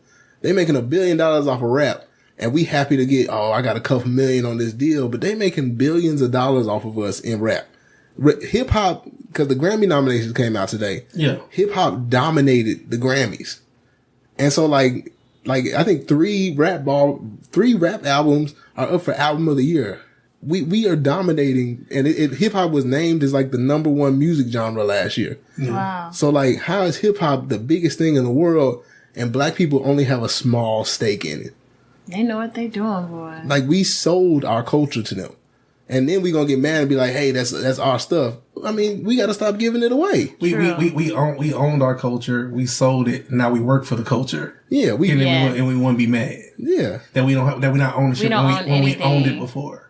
And that's why, like, even and this is like a whole nother subject, but like even with like the LeVar Ball situation, that's why like I don't like LeVar Ball, but I understand. Yeah, you hear what he's doing. Yeah, I understand what he's saying about like owning your stuff and not being like, oh, we gonna get this Nike deal and we're going to make shoes through Nike. And you know what I'm saying? Cause they are taking cause Nike took the sneaker culture that we had and made us pay for it. Yeah. You know what I'm saying? They took the Jordans and everything that black people were so hype about and made us start paying for our own culture. And they're doing the same thing with hip hop. They're doing, and so like, we want to own blackness, but we want to give it away at the same time. Yeah. And we can't have it both. You can't have your cake and eat it too. That's what that saying means. You want to own it, but at the end of the day, you're basically telling everybody everything can be bought for a price. Right. We gonna get mad at you for being black, but I mean, if you pay us, then I mean, you can be black for the day. It's kind of like the whole cookout thing. Like, you want to invite somebody to the cookout because they did something to benefit you. They're not really helping you that much. Like, you're giving stuff away to people that at other times you want to fight for. Like you said, we just choose the wrong times to fight stuff. Yeah, like you say, there's other people that's right now that's going through some things with the criminal system, whatever, that we need to jump on the bandwagon and support and this and that. But everybody talking about Free McMill. Right. You know what I'm saying? Who fucked up like 10 times straight. Yeah, but we want to get, but you got people coming speaking out and at their concerts and at this and that, the Free McMill. Yeah. I am for the Free McMill. So. I need to leave that nigga in jail. Man, I'm not. I hope you don't go to jail, nigga. I mean, I'm don't go to jail. I'm Guess why I won't? Because I actually do what I'm supposed to do. I'm for that Free McMill. I'm not for a Free McMill. I'm for reducing this sentence. I am for reducing this sentence. Okay, yeah. They need to reduce it. I don't think nobody needs to go that long to jail. Keep that nigga in jail for at least a year though, because that nigga needs to serve a year. something. That's too long. That's too long. That nigga was fucking up. Yeah, you not calling your PO, you pissing dirty all the time. Yeah. Meek Mill. All right, that's a whole other subject. But just to end that segment, just to say that I understand that we want to own blackness and black culture, but we have to actually own it in all aspects. Don't just fight people when they say, "Hey, I'm black." Like all of a sudden we want to get up in arms because somebody says that they black, but we giving away our culture to everybody else if they pay the right price or whatever. You know what I'm saying? That's stupid. Well, that's how we got over here. Exactly. Yeah, we sold each other. Basically. Right. And then people, and that's the other argument. People don't want to talk about it. They don't want to talk about that. They want to say, oh, white people came and got us. No. We sold each other. We like, basically. We like, just like how the country is now, it's very tribal. You know what I'm saying? In Africa, the motherland, where everybody wants to go back to. Ain't nobody said they want to go back to it over here. A lot of people talk about it. Who said that I want to go back? I've never been there before. I ain't never said I want to go back. I'm straight. I don't mind visiting. There's a lot of people that want to go there because they say, that's our heritage. How you know you? I feel like dude on school days, you can Y2C your monkey ass back there if you want to. I'm sure. You would be the one. You do look like that little dude. You right. You know what I'm saying? You right. Because this is my thing. Whatever. No, I don't mind visiting. I believe in finding your roots and tracking your history and But everybody was from Africa. Yeah, but let's keep it 100 though. Like you say, I can't take the people that say like, oh, you know what I'm saying? Well, the white man did this to us and the white man did that. No, there was tribes in certain Africa, in certain tribes to get their rivals out the way, sold their rivals to people. To know what I'm saying? So they can take over certain areas. Y'all need to watch Roots. And stuff like that. So it was a coordinated event like that. Cause like, you're not going to come to a country of people and something like that happens so smoothly. You know what I'm saying? You will be a fight. But no, when you have people working on that same side, working with the people that's coming over. Do you really think we can go back over there and everything will be okay? No, because they hate us. No, Africans don't even like black people. Yeah, they hate, but like, they hate black Americans. All Africans do not like us. I got some African friends. I know some African people too, but I'm just saying like. You know some African, you ain't got no African friends. They like you. I don't have that many friends, just period, so. African friends. I got some. No, but I'm saying, but as a culture and everything else, they don't like a lot of people over there don't like the culture here. Yeah, and a lot of people. But they come here. No, they like America for the opportunity. They actually don't like black people because they feel like black people don't take advantage of the opportunities in America. Yeah, we're wasteful. I believe they believe that we're lazy. They're right in a way. I mean, to an extent, yeah. But when they come over here, I mean, they're either nurses. Yeah, they come to work. They come over. Them Asians, I'm saying Indians, whatever. When they come over here, they come over here to build wealth, yeah, and stuff like that. And they work their way up. They work their way up from the ground up, and they acquire wealth. Even people talk about Hispanics so bad. Hispanics come over from the border, from Mexico, and acquire wealth as a group. Different because when I went to Mexico, like their work ethic is way different. The waiter is different. Everywhere we went, they made sure you was taken care of. I remember watching the Superhead documentary, and she was talking about she's from like Dominican Republic or something like that. Oh, she's Dominican? Yeah. Oh, well, you know, they really do look like us. But she was talking about herself growing up. She was like, yeah, when I came here, whatever, I'm going to get everything that I can get because I grew up with no working water. Right. No running water. If I told you I went over there, I seen people taking a bath in a tub. Yeah. Like outside. Mm-hmm. Like, we understand it as country living. Yeah. And then they told us, like, don't drink the water out the faucet. And I didn't understand at first. You drank the water? You know, I brushed my teeth. Mm-hmm. And I was like, oh. You felt bad? When I got back, yeah. But yeah, like, I just feel like that, all of that is just us needing to kind of focus and focusing on what we really need to fight for. Because fighting people just because they want to be black is one thing if we not actually taking control of our culture. So, I got a question. Dominican, are they black? They look just like us. Yes. A great number of the slave trade actually went to... They came through there. They don't say they're black. No, they don't. They're Dominican. But they look like us. That they speak Spanish. Yeah, who can? Oh, but they look like us. I know that, but I'm telling you, they say they not black. In the same way that Africans don't call themselves black. Yes, they do. My homeboy that's African, he say he black. No, I know Africans that understand that they are looked at as black, but they don't consider themselves the same as black Americans. If I'm Dominican, I'm going to say I'm Dominican. I'm not going to base myself off of I'm American. Do not call me black. I'm American. And that's how it should be. That's wonderful. That's how it should be. But the only reason that we have to say we're black and don't say anything else because we don't know anything else. Those other people know where they're from. We're from here. Nobody is really from here unless you're native. So, like, we don't know where we're from, so we have to say we're black Americans. Even white Americans, they're like, oh, well, my mama is German, my dad was Irish. Like your president. Yeah, they don't want to kick everybody out. Right. Everybody has immigrant ancestors in this country. We just don't know where our ancestors are from. I really want to know where I'm from. So that's why, like, I feel like black people now are, like, becoming, like, the biggest contributors to this ancestry DNA stuff now. Because we don't know where we're from, so we have to align ourselves with just being black. That would be cool to know where I'm from. I mean, it'd be nice, but I don't really care. Like, I don't care to pay for DNA tests and all that kind of stuff. I'm good. Like, I'm black. I'll live with that. My last couple of generations came from here. Yeah, my last few generations are good. What you mean? How far back? Well, I'm just saying how far back you go, whatever. Because, like, especially with us living in Houston and roots in Louisiana, whatever. Yeah, you know what I'm saying, we gonna have a lot of roots based off in European roots. Right, and my daddy's mama's parent, like all that side of his family they all have a Durant last name, so they all like French. Yeah, and then like my dad's dad was an Indian. You know what I'm saying? And then my mama's people. So you got Indian in your family? Yeah, that's why my hair's so long. Oh, hey. Part Cherokee. It's a joke, but we really are part Cherokee. But, like, cause he was in Florida. Florida had all them Indians. But, anyway.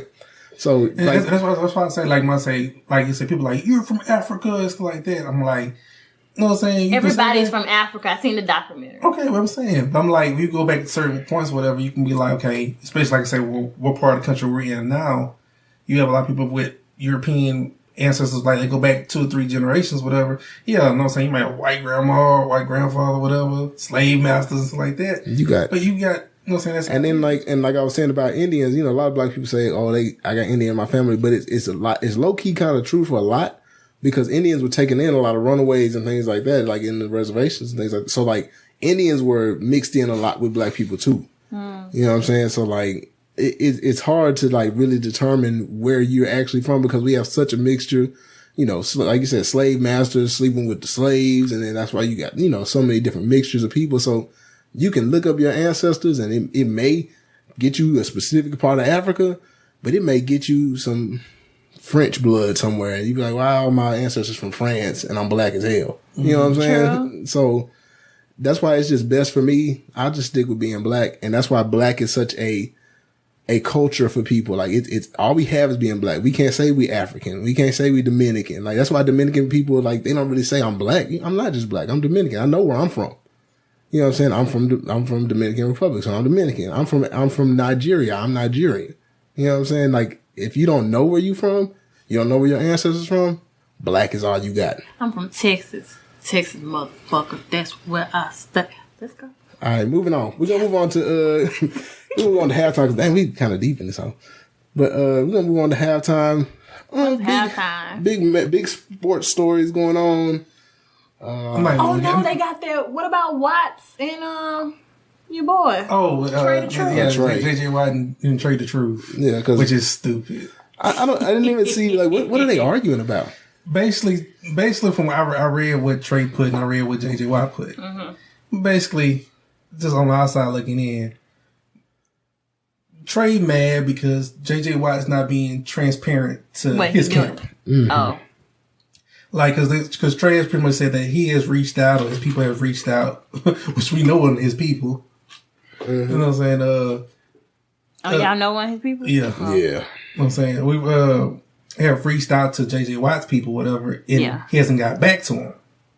Like, they trying to collaborate on some things. Okay. And they haven't getting back to him. So, pretty much, Trey and DJ Mr. Rogers and stuff like that have gotten pissed off. Because they're like, I guess they was like, since we ain't getting no word back, we just gonna put this shit on blast on social media. I seen that. And basically saying, you correct this $37 million, but you really not out here helping the people. Okay. Like, you know what I'm saying? Like, we out here in the streets, we out here doing this and that, which they are. Which is true. Yeah. Which they are, and it's very commendable to do that, whatever. Yeah. But you just can't come at this man to my third. When he had his foundation, he said that, hey, I have $37 million deal with. I really have to make this stretch to all these different kind of communities. But he's also said, like, because he hurt himself, stuff been on pause. Yeah, stuff been like for him like been on pause. Houston hurt too. I understand. Yeah, but you need to like. I really felt some type of way him saying that shit. But I felt him when he was like, he's like, you come at me about 37 million, right? Mm-hmm. For a incident that probably take 37 billion. Probably so. I mean, so that 37. But what, you just gonna keep that shit right there? No, what I'm saying, but he's putting it in certain areas. Whatever he already said, the process where he wanted the money to reach as many people as he could. You know what I'm saying? To do with $37 million, you really have to plan this out. You just can't be like, you know what? Because you know what? If he did that too fast, it'll be the Red Cross $400 situation. Mm-hmm. Yeah, but I also heard that why Trey just like reached out. You can't talk to him and just like no. And JJ Watt doesn't get a pass, or his people don't get a pass for that. You know what I'm saying? Like, you say you want to communicate with stuff like that. I understand that, but also calling it out and stuff and putting it on blast and stuff like this, it becomes some high school shit to me. Like, because everybody needs help. True. And if you over here doing it, I understand you want to piggyback with JJ Watt because he's taking all this money from these people, whatever, to help. You want to piggyback off of that. If he's not answering, all you can do is what you are available to do yourself.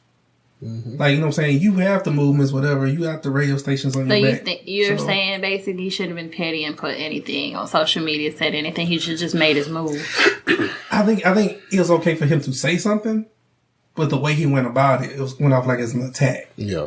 Like, you could have worded it a lot different and had like the same kind of feel. Now it comes off as people going to choose sides. Yeah. You're right. And the city don't need that right now. Yeah, people don't need that. People need help. Yeah. They don't need you taking sides and JJ Watt versus Trey and stuff. There's still people without a lot of stuff. Yeah, it's pointless. Yeah, it's too much work to be done to be bickering about shit. You know what I'm saying? It's get done what you getting done from your end. And whenever he ready to put in his part, I mean, people gonna hold him accountable because we know the money there. Yeah. So people gonna hold him accountable. Maybe he's just not ready to put it out there yet. That's on him. But I mean, even if you want to put that out and just say, "Hey, I reached out. He not hitting me back." That could be the end of it. It doesn't even need to be a back and forth about it. It's just because like before he got hurt, he already said like he's already putting certain stuff into movements where he was it was some company that he got with that's going to start rebuilding homes. Yeah. And stuff like that. So some of the money is going to, because he was like, they wanted to use $30 million of the money to do some stuff. $7 million was going to go for future fundraisers and other things to make more money for the community over the next couple of years. Because it was like, this is not a 1-year project. We have to extend this over time and stuff, you know what I'm saying, and keep this going. That's why he started that foundation for this. And it was like, you know what I'm saying, and everything takes time, but I think we live in a microwave society where everybody wants action now. Like I said, I understand what Trey's on that action now. People hurting now. People need this now, whatever. It's a lot of money to move where if it's moved wrong, you're gonna come at people wrong, come at somebody wrong. Like, well, why did you do that? You lost all that money. Like people get, like you said, like the Red Cross, people was getting money they didn't need. Yeah, people was getting $400 they didn't need $400. No, so people was getting, no, this is my thing. Everybody that went through some in Houston, you could have got the $400, but people got double the money, triple the money. Yeah. That was and messed stuff like up. that. That's messed up. Yeah. You know what I'm saying? And that's the kind of situation that they're trying to avoid. So, like I said, I'm not saying that JJ Watt is an angel or what he's doing. You know what I'm saying? He's not being transparent enough. But this kind of situation of this magnitude, you gotta give some people some leeway, some slack. You gotta give them some slack. And like I said, Trey and them doing like good work out there. Yeah. You know what I'm saying? So they can just keep staying just positive. frustrating. No, and that's why it came off as it came off as frustration. Yeah, he's probably just really frustrated. Yeah, I was gonna say because they've been out there working from August Day 25th. one. Like, Day one. Yeah. It's been and we that appreciate that. Yeah. Like, there's a lot of people that's just taking advantage of folks too. Yeah. Yeah, So, and that's how I took it. I took it as just a sign of frustration. he's just It boiled frustrated. over yeah. and stuff. So. That's all right. He need a hug. Yeah, he just kind of frustrated. But I mean, the only other thing I can think of in like sports wise is the whole Tennessee situation because they hired Ciano. They hired him and then they rescinded the contract. So Didn't they have to pay him to get out of that Yeah. contract? Like $20 million? Yeah, What? it was some large amount. They had to pay him because they had it signed, sealed, and delivered. And I'm not even gonna give him any press, but you know what I'm saying, a radio host, whatever, went on radio and Twitter and everything else, and basically put him on blast. Like he had something to do with the child molestation case in Penn State, which he didn't. It was false. Didn't. Basically, they didn't want the coach because they say he was a bad coach, but to push the agenda to get city councilmen on board and everything else, he threw out the Penn State allegations that he knew was false, but he threw it out there. And then after he got called on it, he tried to hide his hand, like he didn't do something. Mm-hmm. And I'm gonna put it out there, like talking about Clay Travis, he has a show, I'll Kick the Coverage on Fox Sports and some other stuff, and he has a lot of stuff on Fox Media. Mm-hmm. But he's known for this. He's known for that. He's also the dude that went on CNN talking about and told the woman that the only thing he cares about is the First Amendment and boobs. Oh, that dude. Yeah. Oh, hell no. Yeah. Then he went out and said that he's also the person but he likes to throw stones and then hide his hands. He's that kind of person. Yeah. He started the stuff about like he has a vendetta with ESPN. He calls them MS ESPN. It's about how they liberal and this and that. And people come at him like, "Oh, you conservative?" He's like, "No, I'm not conservative. I voted for Obama twice." Blah blah blah. That's his excuse. But he came at Jamel Hill when Jamel Hill went through all his stuff. And he's, like I say, he throws the rock and he has his hand. Basically, he gets the lynch mob going. He came at Jamel Hill and he was like, yeah, she needs to be reprimanded. Another person got reprimanded for the same kind of stuff that she did. They need to do something. People need to be upset. People need to be outraged, blah, blah, blah. And you look at his Twitter comments, people got outraged. A lot of white people got on there talking about like, yo, fuck that black bitch. That black bitch needs to be fired. I remember that. And then he came out with what I said, I don't think she needs to be fired, but I just think she should be reprimanded. It's like you start the flame, you stoke the flame, and then you people hide. just start, Yeah, he waits for people to jump in, and that's what he did in the whole Tennessee situation. Because after he came out with that, that's when they had like the graffiti on the wall, and people started having protests. For what? For this coach. For this coach. Yeah, oh, okay. Going crazy. And so like that, they had already hired him, but then like he came out with that statement or whatever, and then like all of a sudden everybody's coming out, like the senators, all this stuff are writing in, and then like people are having protests. They don't put paint on the walls, talking about to get rid of that coach already and all that, and that's why they had to rescind. We don't want a child molester and all that stuff. But he's not a child molester. No, right? But he had already started that fire, and so that's what he's saying. He starts a fire, and he just walks away. That is so wrong to ruin someone's name like that. You ruin somebody's name. Somebody's got to get him for defamation. Yeah. Yes, you can't. Like nobody can get him for that. But that's the whole point, though. He does stuff in certain ways because he has a law degree from Vanderbilt. Yeah, and he does it so he that know how to like so that he's not the one that actually says it. He says something that kind of alludes to it or alleges something. Yeah, but then he lets everybody else take it, like he did with Jamel Hill. Like he didn't say Jamel Hill should be fired or whatever, but everybody else says, you know what, yeah, they should fire, blah, blah, blah. Yeah, and so he did the same. Calling her nigger and all this other stuff. Yeah, he didn't say nigger or any of that, but everybody else did. Like, he made sure that everybody else was set up for that. And then so he did the same thing for this. So he's using everybody as a puppet, which is crazy because he actually went at Michael Bennett, who plays for Seattle Seahawks, whatever, that came out and said that he was assaulted by police officers in Vegas. Mm-hmm. He basically said that was a lie, which it kind of is shaky, whatever, Michael Bennett's statement, whatever. He said how Michael Bennett is a race baiter and he's just starting stuff, you know what I'm saying, all this other stuff like that. He's also been on the side of Trump with the LiAngelo Ball situation and everything else. Mm-hmm. How people need to give Trump his respect, whatever, that the president helped these kids out and all this other stuff. But I'm saying, you look at his core audience, there are like a Republican, conservative right-wing activists and stuff like that that's all against black people, whatever, or minorities. And he will, like you say, throw something out there, they'll run with it, and then he'll back away from it. And let them just run and let them go with it. Just gonna let everybody run with it. I'm saying, but this situation, he got a lot of backlash from it. Cause a lot of people, like white people, got mad. It was like, you can't throw child molest on anybody.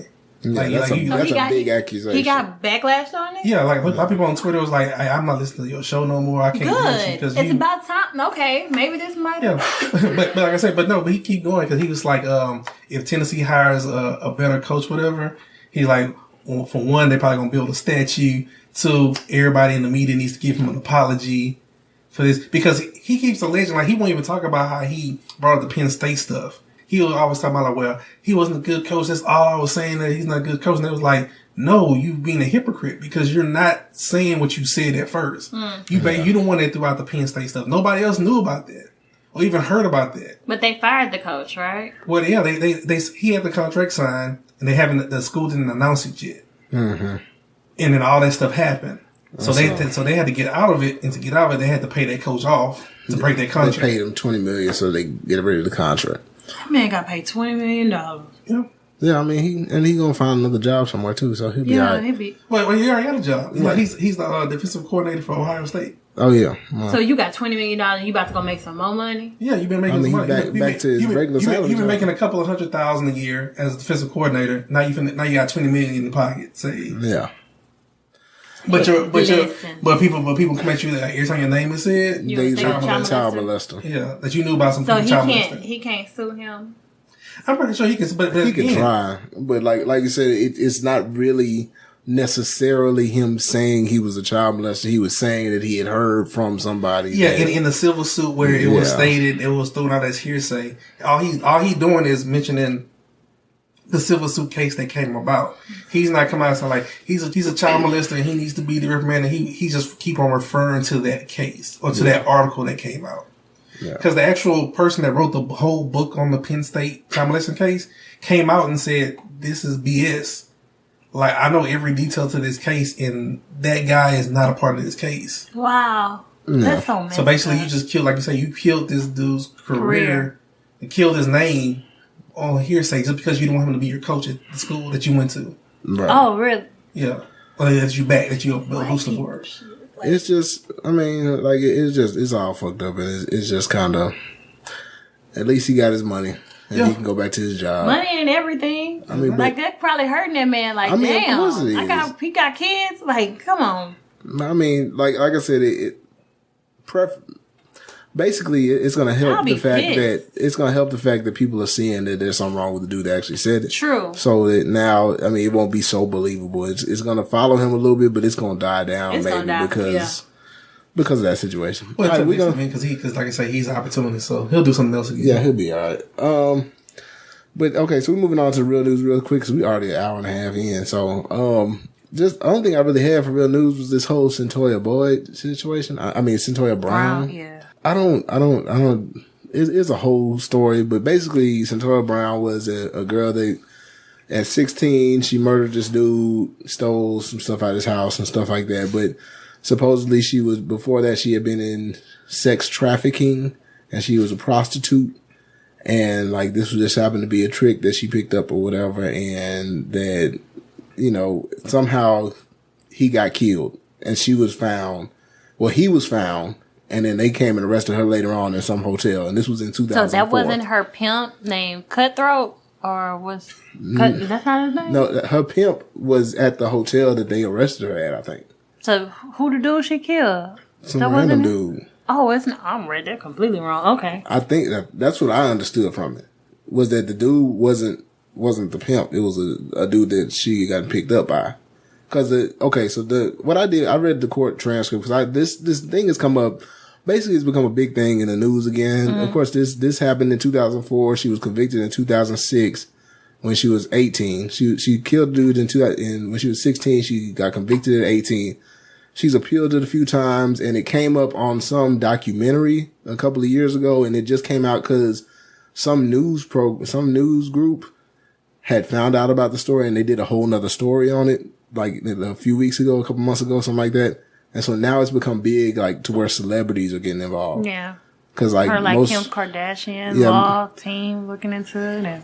And basically, Kim Kardashian is paying for the Johnny Cochran Dream Team lawyer. Yeah. And she's paying for him to represent the girl in her next appeal. And so, but mind you, the girl has lost like one or two appeals before this already. So anyway, it's become a big thing, just like any of these other news stories where celebrities get involved. Like, since celebrities are on it, it's becoming a big deal. But basically, I read the court transcript papers from her appeal in, I want to say 2011. So she had already been in jail for like 5 years by then. Mm-hmm. And so in 2011, she did an appeal. And so I read the papers of what supposedly happened that night. And she was walking supposedly by some Sonic. So she was walking by Sonic. A dude saw her walking by Sonic, supposedly, quote unquote. She was walking. He picked her up, asked her if she wanted something to eat or whatever. Mm-hmm. And then so he took her to Sonic to get something to eat or whatever, asked her if she wanted to go back to the house. She was talking about it. So they went back to the house. They get back to the house. He's, chilling, eating, drinking, whatever. And then he's showing her all his guns in his house and all the shit that he has in his house or whatever. And then they go to the bedroom, they start messing around. And allegedly this girl says that she wasn't intending on having sex with him or anything like that. She was just there. And she said the dude felt like he was getting kind of handsy or whatever. He started reaching underneath his bed and she didn't know what he was reaching for. So according to her, when he reached, she shot him because she thought that he was going to try to shoot her. And then she left. But before she left, she took all the money he had in his house and all the guns that he had showed her. She took a bunch of guns and money and took him to a hotel. So police come after all that, they catch her at the hotel. And when they get to the hotel, she has all the guns and money with her. And they're like, well, if you killed him in self-defense, why'd you steal all this stuff? And so her argument for that was that she took all his stuff because she thought she needed to show something to her pimp to show that, that's why she was there. It was because she had this dude and he attacked her or whatever, but she didn't want to disappoint him. So she took all his money and guns to bring to her pimp. And of course, she brought that up as her defense in her first trial in 2006. And she went to jail. Yeah. Because that didn't really make any sense. And so now she's back up and her new appeal is that she has fetal alcohol syndrome. And if you don't know what fetal alcohol syndrome is, it's basically when the mother drinks while she's pregnant. And so the kid has brain damage when they come out or whatever. And so they have all these court documents and evidence that her mom was a heavy drinker while she was pregnant with her. And that's why she was in the system to begin with and being passed around and sex trafficked and all that stuff when she was little. So all of that together is supposed to combine to her killing this dude. And so that's why it's such a big thing for the celebrities now, is because they're like, we need to combat sex trafficking. Because that's what the big news headline is now. Yeah. It's sex trafficking is the problem. Yeah. Mind you, she killed this dude and stole all this stuff. But sex trafficking. She might have. Probably in her right mind.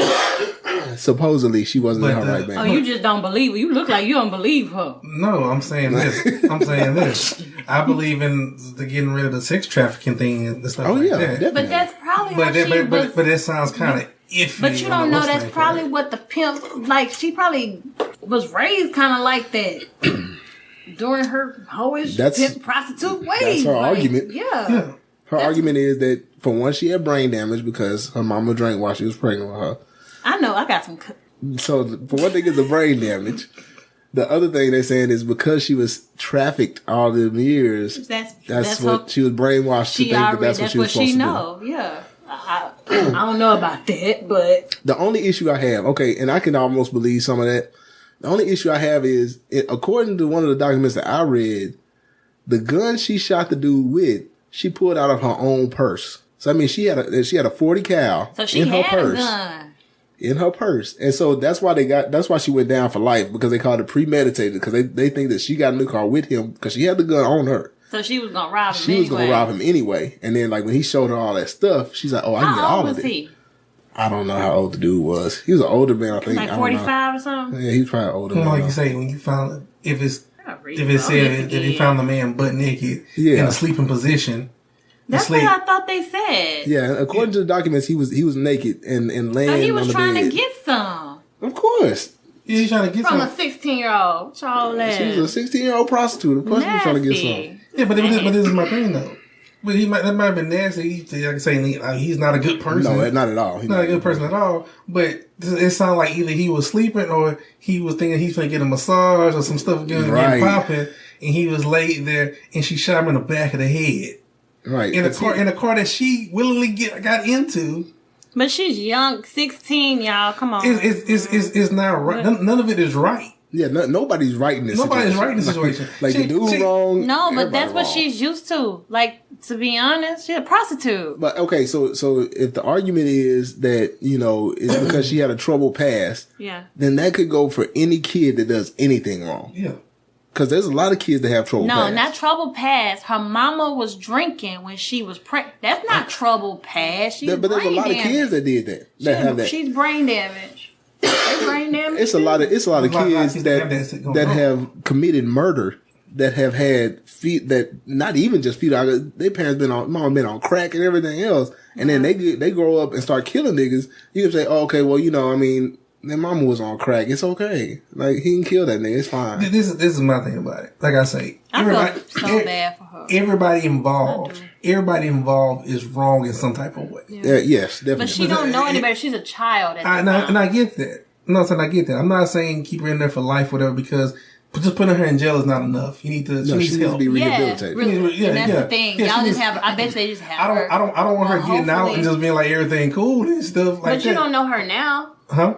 No, I understand. And that's what the argument is now, is that, while she's been locked up, because she's been locked up for what? 10 years now. Over 10 years now. Yeah. And so she's gotten her GED, she's gotten an associate's degree, all that while she's in prison. She's doing better than some of these niggas out here. Right, but that doesn't necessarily mean that she's rehabilitated enough to be out in the environment. Because if you went, at 16, you killed a nigga and stole all his stuff, and all you've done since then is be locked up, you need rehabilitation, and prison is not a good rehabilitation center. Because I've seen that on the ID channel or whatever, where this girl killed either her aunt or her mom behind somebody like just growing up with trauma and stuff like that. Mm-hmm. You know what I'm saying? And just got mad at her mom, killed her mom, and then like her people still fuck with her. Like her grandmother still come, like she got her GED in jail and stuff like that, talking about how like, things are turning around and stuff like that. But I'm like, you still brutally murder somebody. And then, cause he killed her like with a knife. She didn't shoot her. Yeah. So that was an intimate killing. Yeah. So what? So you know what I'm saying? Like, just like an intimate killing. You stab somebody. You gotta be crazy as hell. So it's like I say, everybody in this situation is wrong. Nobody is right in there. I think she needs some kind of rehabilitation, whatever.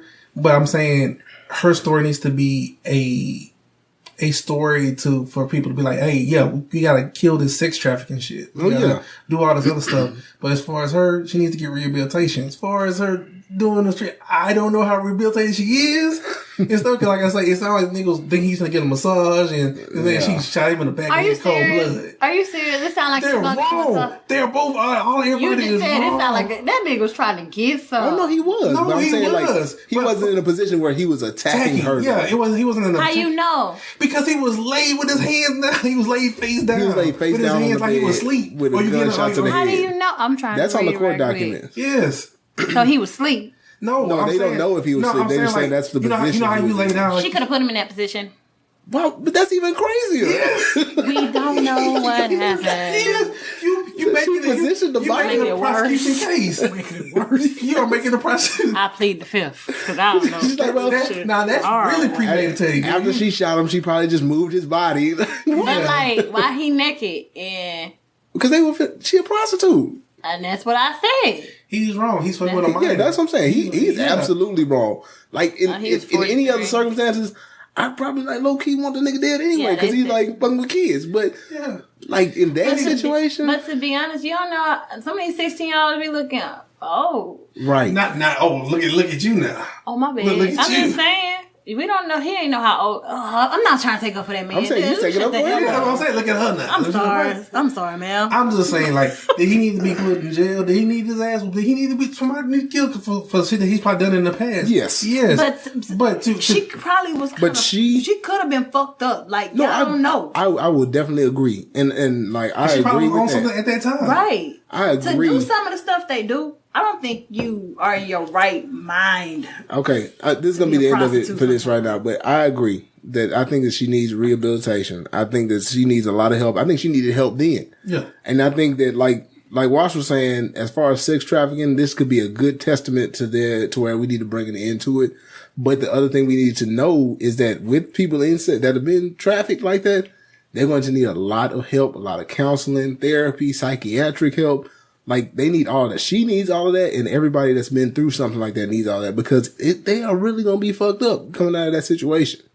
So, I mean, I feel like I feel she been going through that. I feel for people that feel for her because it is a bad situation for her and her whole life. But at the same time, I feel like releasing her without just saying, "Oh, like free her."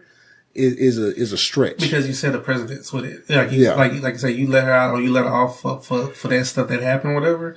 Like Jay said earlier, anybody else can come with a certain argument like that, right? And be like, "Oh yeah, I killed these people, but my mama did this to me, so I've been fucked up." So it's just like they remade the Menendez brothers, that show. I watched a complete. I did not know. Like, it's old. It happened like 1989, 90s, whatever. Mm-hmm. I didn't know them, like, their dad was messing with them and their parents was messing with them like that. Yeah, I mean, like, they had a rough situation, too. So, and they killed their parents. And that goes into all that we saying is that, like, it's hard to really draw that line between, like, okay, that they've been fucked up too much that we got to kind of let go of what they did. Or is it like, okay, they've been fucked up and what they did was fucked up. Because you can't put the incident into a box. You be like, oh, because this is the prostitution thing, this is why this person was killed and this and that.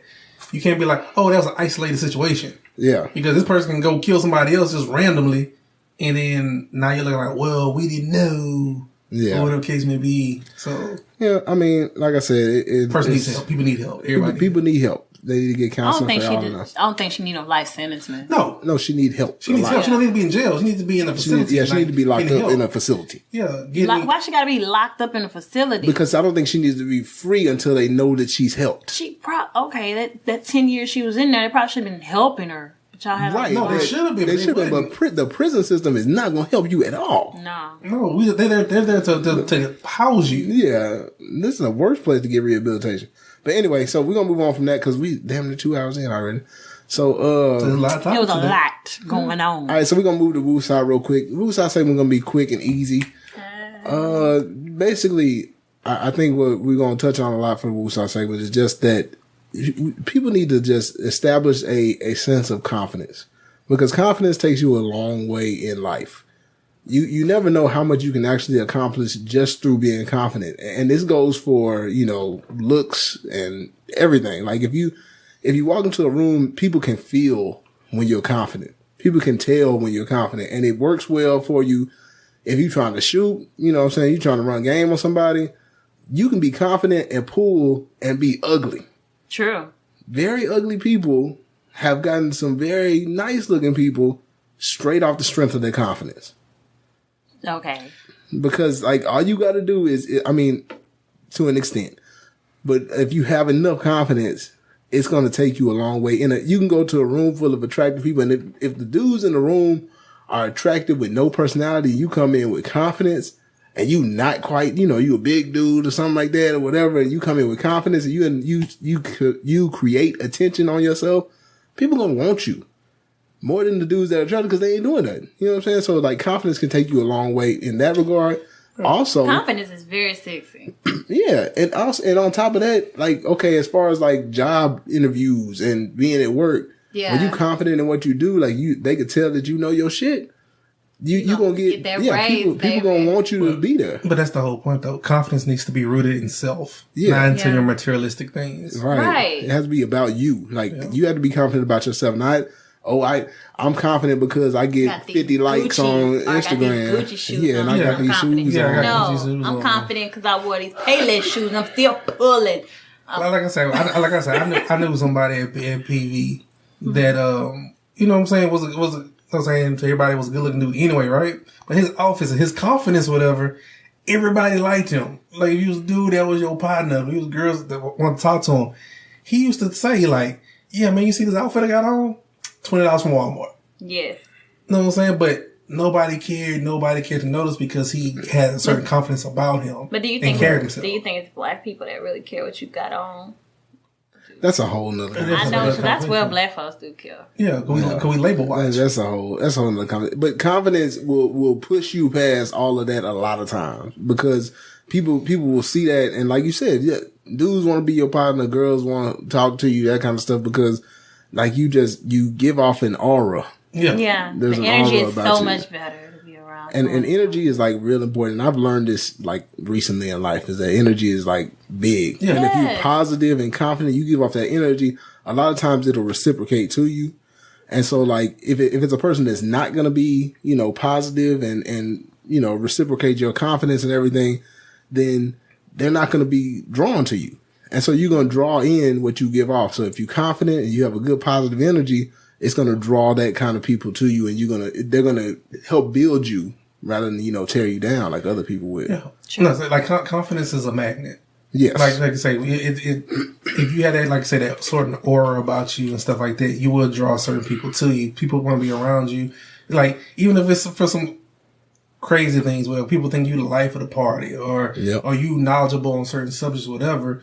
You know what I'm saying? You can just open your mouth or you can just do one thing, whatever, and it comes off of you. People be like, hey, I want to know more, or I want to be around that person. Or that person seems cool, whatever. You know what I'm saying? It's the energy that you give off into the universe that other people feel. And the thing about confidence is also this, because you're talking about like, knowing your stuff and being, well versed in something and people can tell. Mm-hmm. The thing about being confident is, you don't have to know shit. You can bullshit. Right. Like I've been bullshitting my whole life. I'm the type of person because like early on in life I was real quiet, but like now I talk a lot. But the thing is, like when I talk, like I can make it seem like I know what I'm talking about even when I don't, because I'm well versed in like giving that. I guess it's bullshit. Like I'm well versed in giving bullshit. You know what I'm saying? You got a little fuck boy in you, huh? Everybody do. Told you. That's such a strong word. Damn, I can know what I bullshit. Talk about confidence, whatever. How did you feel, when a dream got sold to you? Right, that's what I'm saying. Like, people can sell, like, if you have confidence, you can sell dreams like that. Like, people gonna tell you, like, girl, they're gonna tell you. Be with you forever. Motherfucker lied. That's a whole nother thing, though. That's a whole other type of dream to sell. But I'm just saying, like, if you have confidence, and then I learned this, through going through processes of being online for a couple of different organizations. Like, when you answer, 9 times out of 10, you're going to be wrong. But if you answer wrong and you have confidence about it, it sound right. And so people, and then like the people around you, they may not be sure. So if I'm spitting a poem or something and like I get the word wrong, but I say it loud and with confidence, they don't really remember the poem. Because everybody gonna feed off your energy and be like, he's amped up. You got it. You got it. So you said the wrong shit. You got 3-4 words wrong right there in the middle, dog. And it don't even matter because you said it. But the energy in the room is so hyped that everybody's kind of like, I don't care. Yeah. Because it'll be that one person be like, it sound right, but that one person is me. Because I'm gonna sit there and listen to your ass, and I'll be like, "Hey, bro, slow down, cuz go back a couple bars." But yeah, like confidence will get you through a lot of that type of stuff. Whether it be, like I said, job interviews, hollering at people, whatever. Confidence is very important, and it's something that we absolutely need. And we just gonna end it with that. And a new thing we're gonna do is kind of give a shout out to just anything that we have going on, or something that we remember that to shout out a business or anything. So anybody at the table got a shout out they want to do before we close out? Oh, You go first. shout out to Lucille's. I ate there this weekend. Excellent brunch. Excellent. I heard about them. It's good. Y'all should try this on the brunch. I don't know the address. Okay. I'm sure Google it. It's about. What kind of food do they sell? Oh man, I had like their fried green tomatoes was good. I had the standard basically with eggs, bacon. Does Lucille, is that the one that did they do soul food too, or is that? Yeah, I think it's more soul food. It's more soul food. It's black owned. Yeah, It Lucille. was awesome. Lucille, I got an auntie named Lucille, so I was like, definitely. Yeah, so check out Lucille. So it's good for taking a date. You can bring your mama there, family, your friends. Y'all can go there as just boys. It's okay. Oh yeah, no, I like brunch too. Man. Yeah, they got a little patio in the back, and I seen like on Instagram they be having bands and stuff. So that's really nice. So like you say, everybody check out, if you in the Houston area, check out Lucille's for brunch and everything. Yeah, or if you just visiting Houston, check out Lucille's. I heard it was good though. It's good. I haven't been there yet. What you got? Let me see.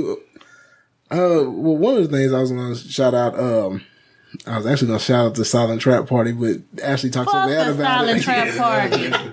I mean, because it was kind of live once you finally got in. When you finally got in there, bitch. But anyway, so I'm not going to holler at that. But other thing going on is next weekend, not this weekend, not December 2nd, but on December 9th, there's this thing called Opulence. And if you on Twitter, then you've seen it before, kind of, maybe in passing. But Opulence is like it's like a prom for grown folks.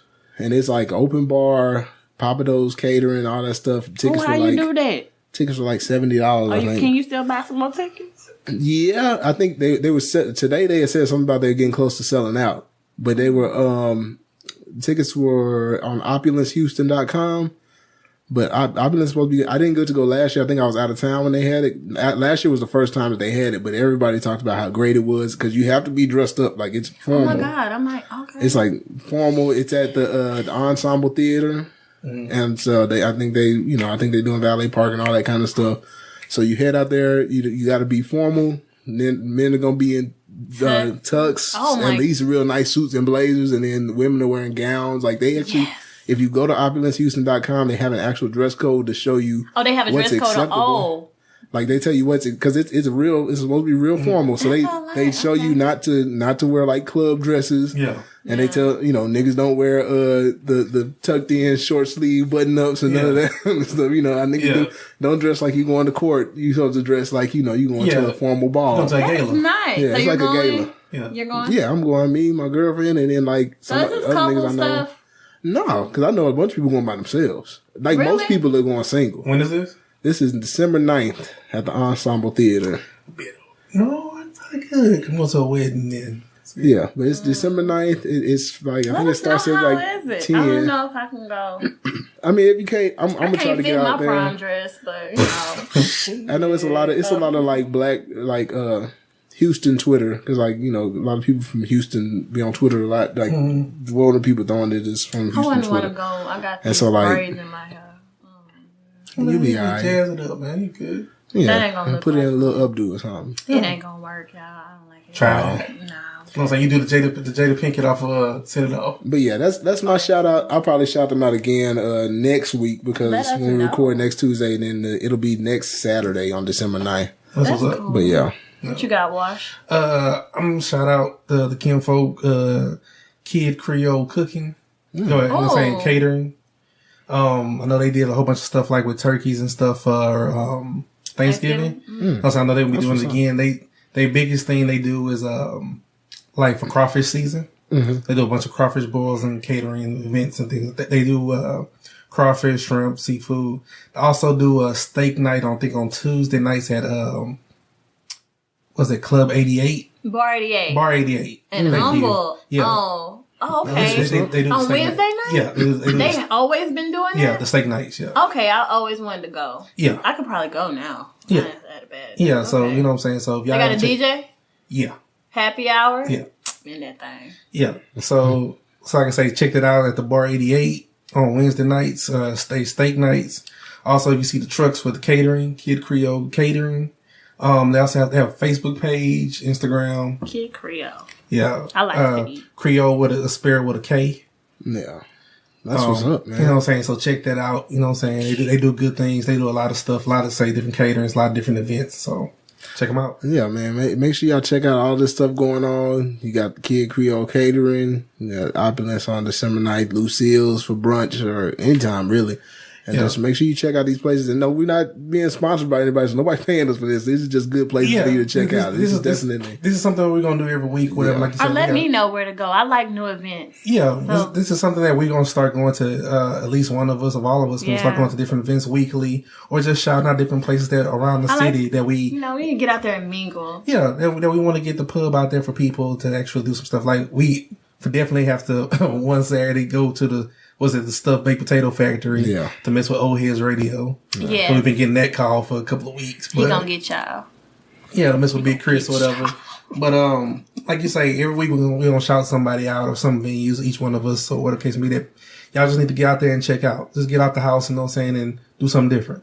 All right, man. Well, we're going to go ahead and end it. We're kind of deep in this episode. It was long, but we had some good stuff to talk about, so I ain't mad at it, man. All right, so everybody, anything else from anybody? Week. All right. Be confident and cute. Mama said you better be home. When them street lights on. Hey, when them street lights on. Hey, when them street lights on. They ain't doing nothing but wrong. When them street lights on. Hey, when the street lights on. Cause when the street lights on.